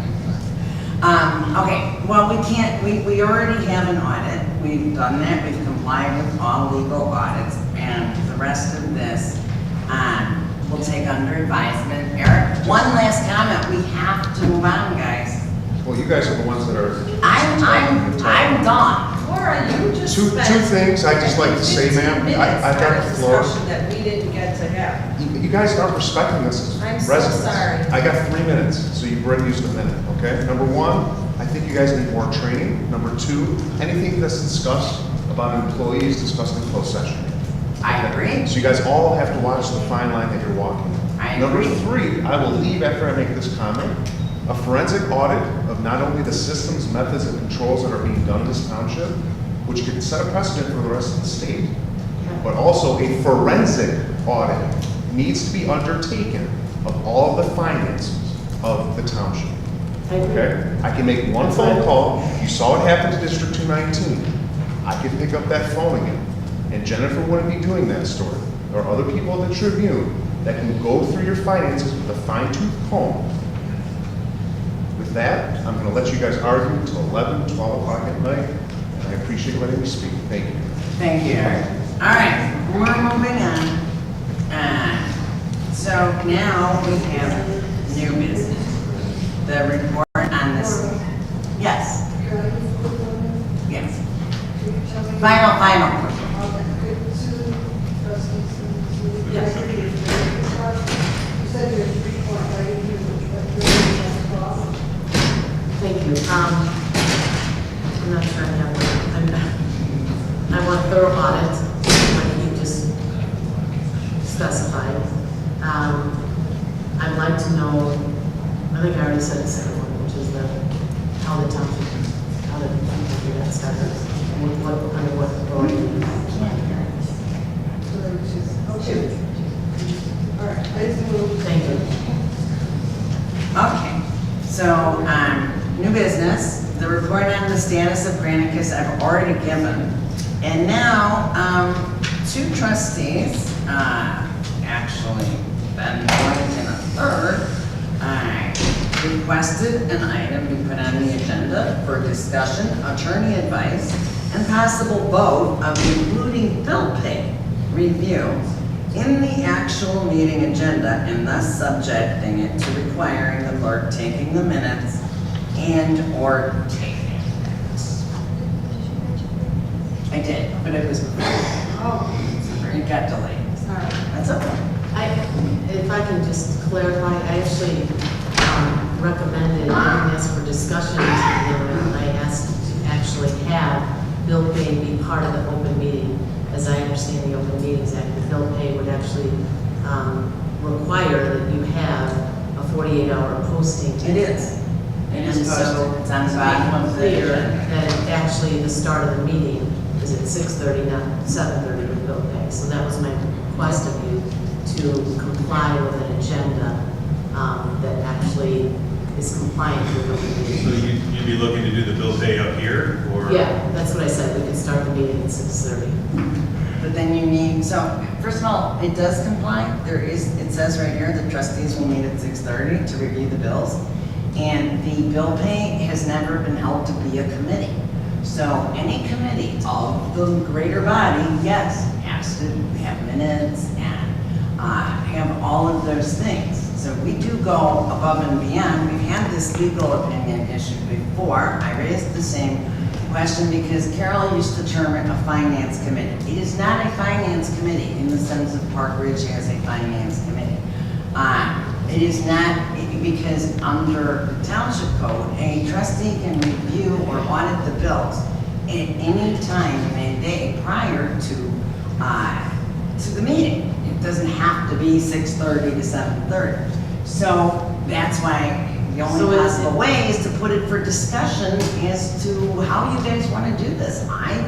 You'd have to hire a clerk, you'd have to, I mean, So the, Well, I know one, you'd have The to. Open Meetings Act says the majority, so more than 2 trustees can't meet without violating That is correct. the Open Meetings Act. So when we're in bill But pay, you don't discuss. we are in there as board. Right, you're looking at the bills. You are theoretically not, we are holding you to your word that you're We're not discussing discussing. township business. aren't No, we? you're not discussing, or you shouldn't be.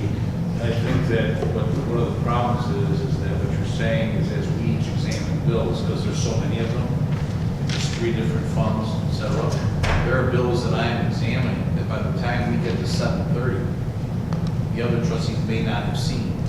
And it would benefit, Share. and it would benefit if we're able to discuss the bills that we come across, rather than sitting silent and I go through a fund and what goes through the fund. As we do that, we like to talk.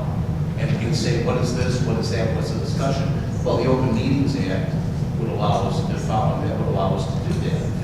It is part of our meeting, where we're not prohibited. In other words, we don't go back there right now. The theory is we go back there, we put duct tape on our mouths, we can't say anything, we look. And then we look.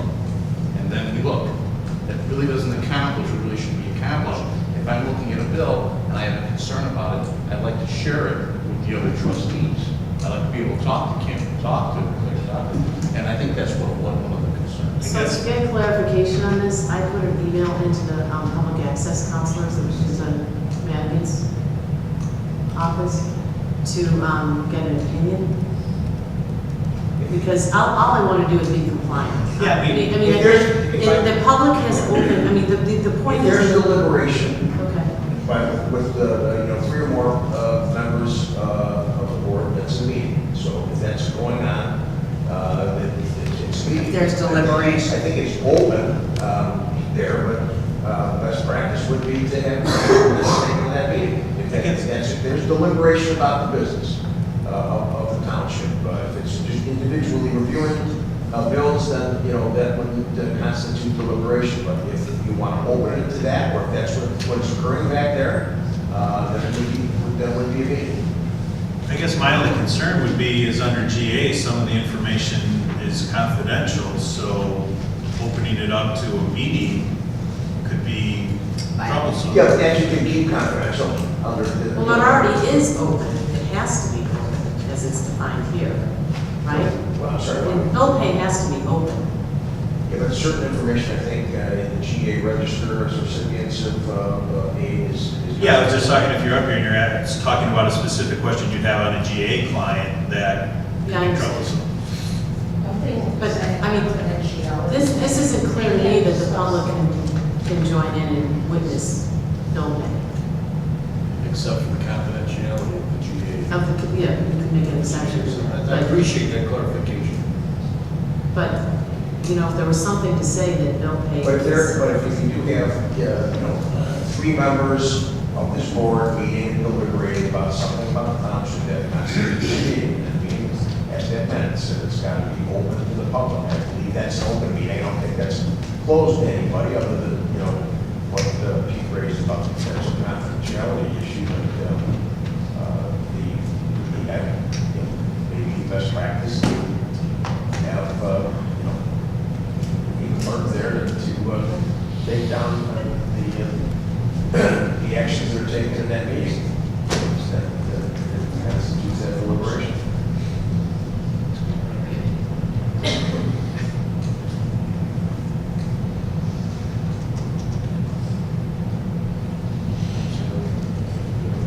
Make it part of the meeting. Make a motion to go make part of the meeting.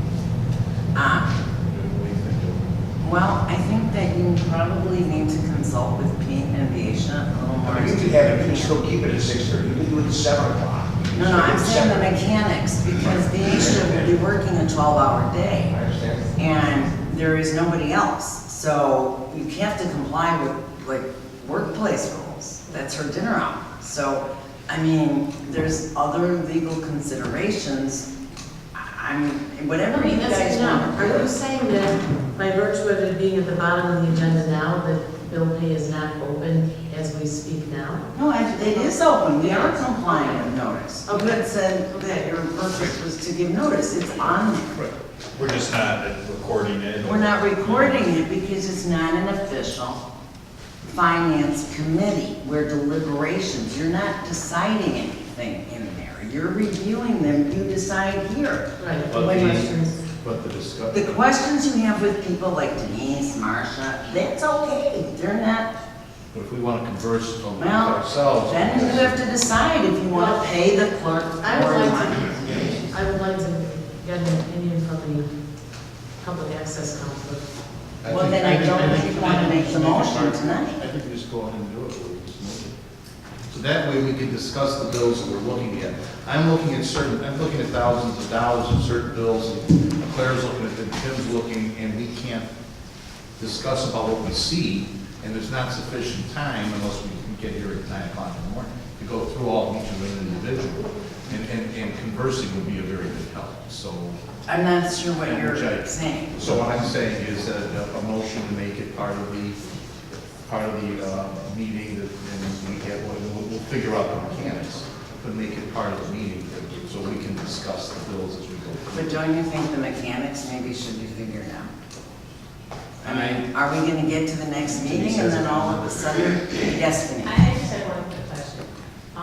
If what you want to do is look at each fund individually, if it takes three of you, and you have a hard time getting through in an hour, how long do you think it would take if you were looking at each fund individually and going over each bill? It's just something I'm looking at the logistics of. That's a good question.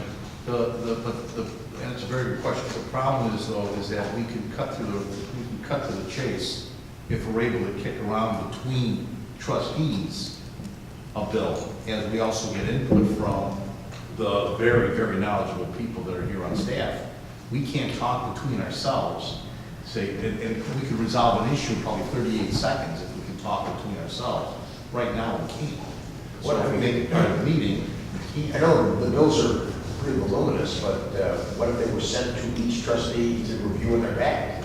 Yeah, oh, no, I mean, they're. I know, I mean, that's. And they attach, but remember, you know, they also, that's not only a bill, they attach the receipt, they attach the check. It's very, very thorough. The gist of it, I would. It's just that I'd love to be able to knock out an issue in 12 seconds if we're able to kick it around between ourselves as far as I'm concerned, and also have an employee that handles it, and we're able to knock. Well, I almost wonder too if that's something we should maybe talk to Granicus about. Maybe there is a solution in what they're gonna propose that we're not aware of yet. So maybe we should hold off on it and ask them that particular question.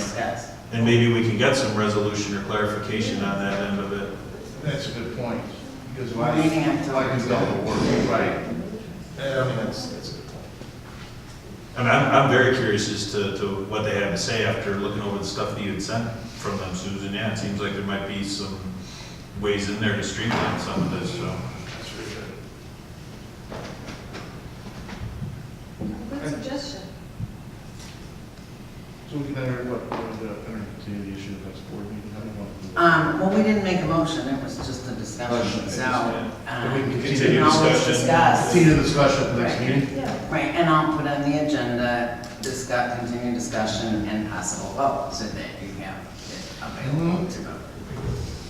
I would concur with that. Once, All right? I'll make a note of it to make sure I ask her that question when we meet. Okay. That meeting, I believe, is October 10th. Yes, 10 o'clock, it was at 4, 3:45, I'll change it. Right, well, she was gonna come at 3:30, so we could start a little early. Okay. We have no closed session. I will entertain a motion for adjournment. Motion to adjourn. All in favor? Aye. Sign those.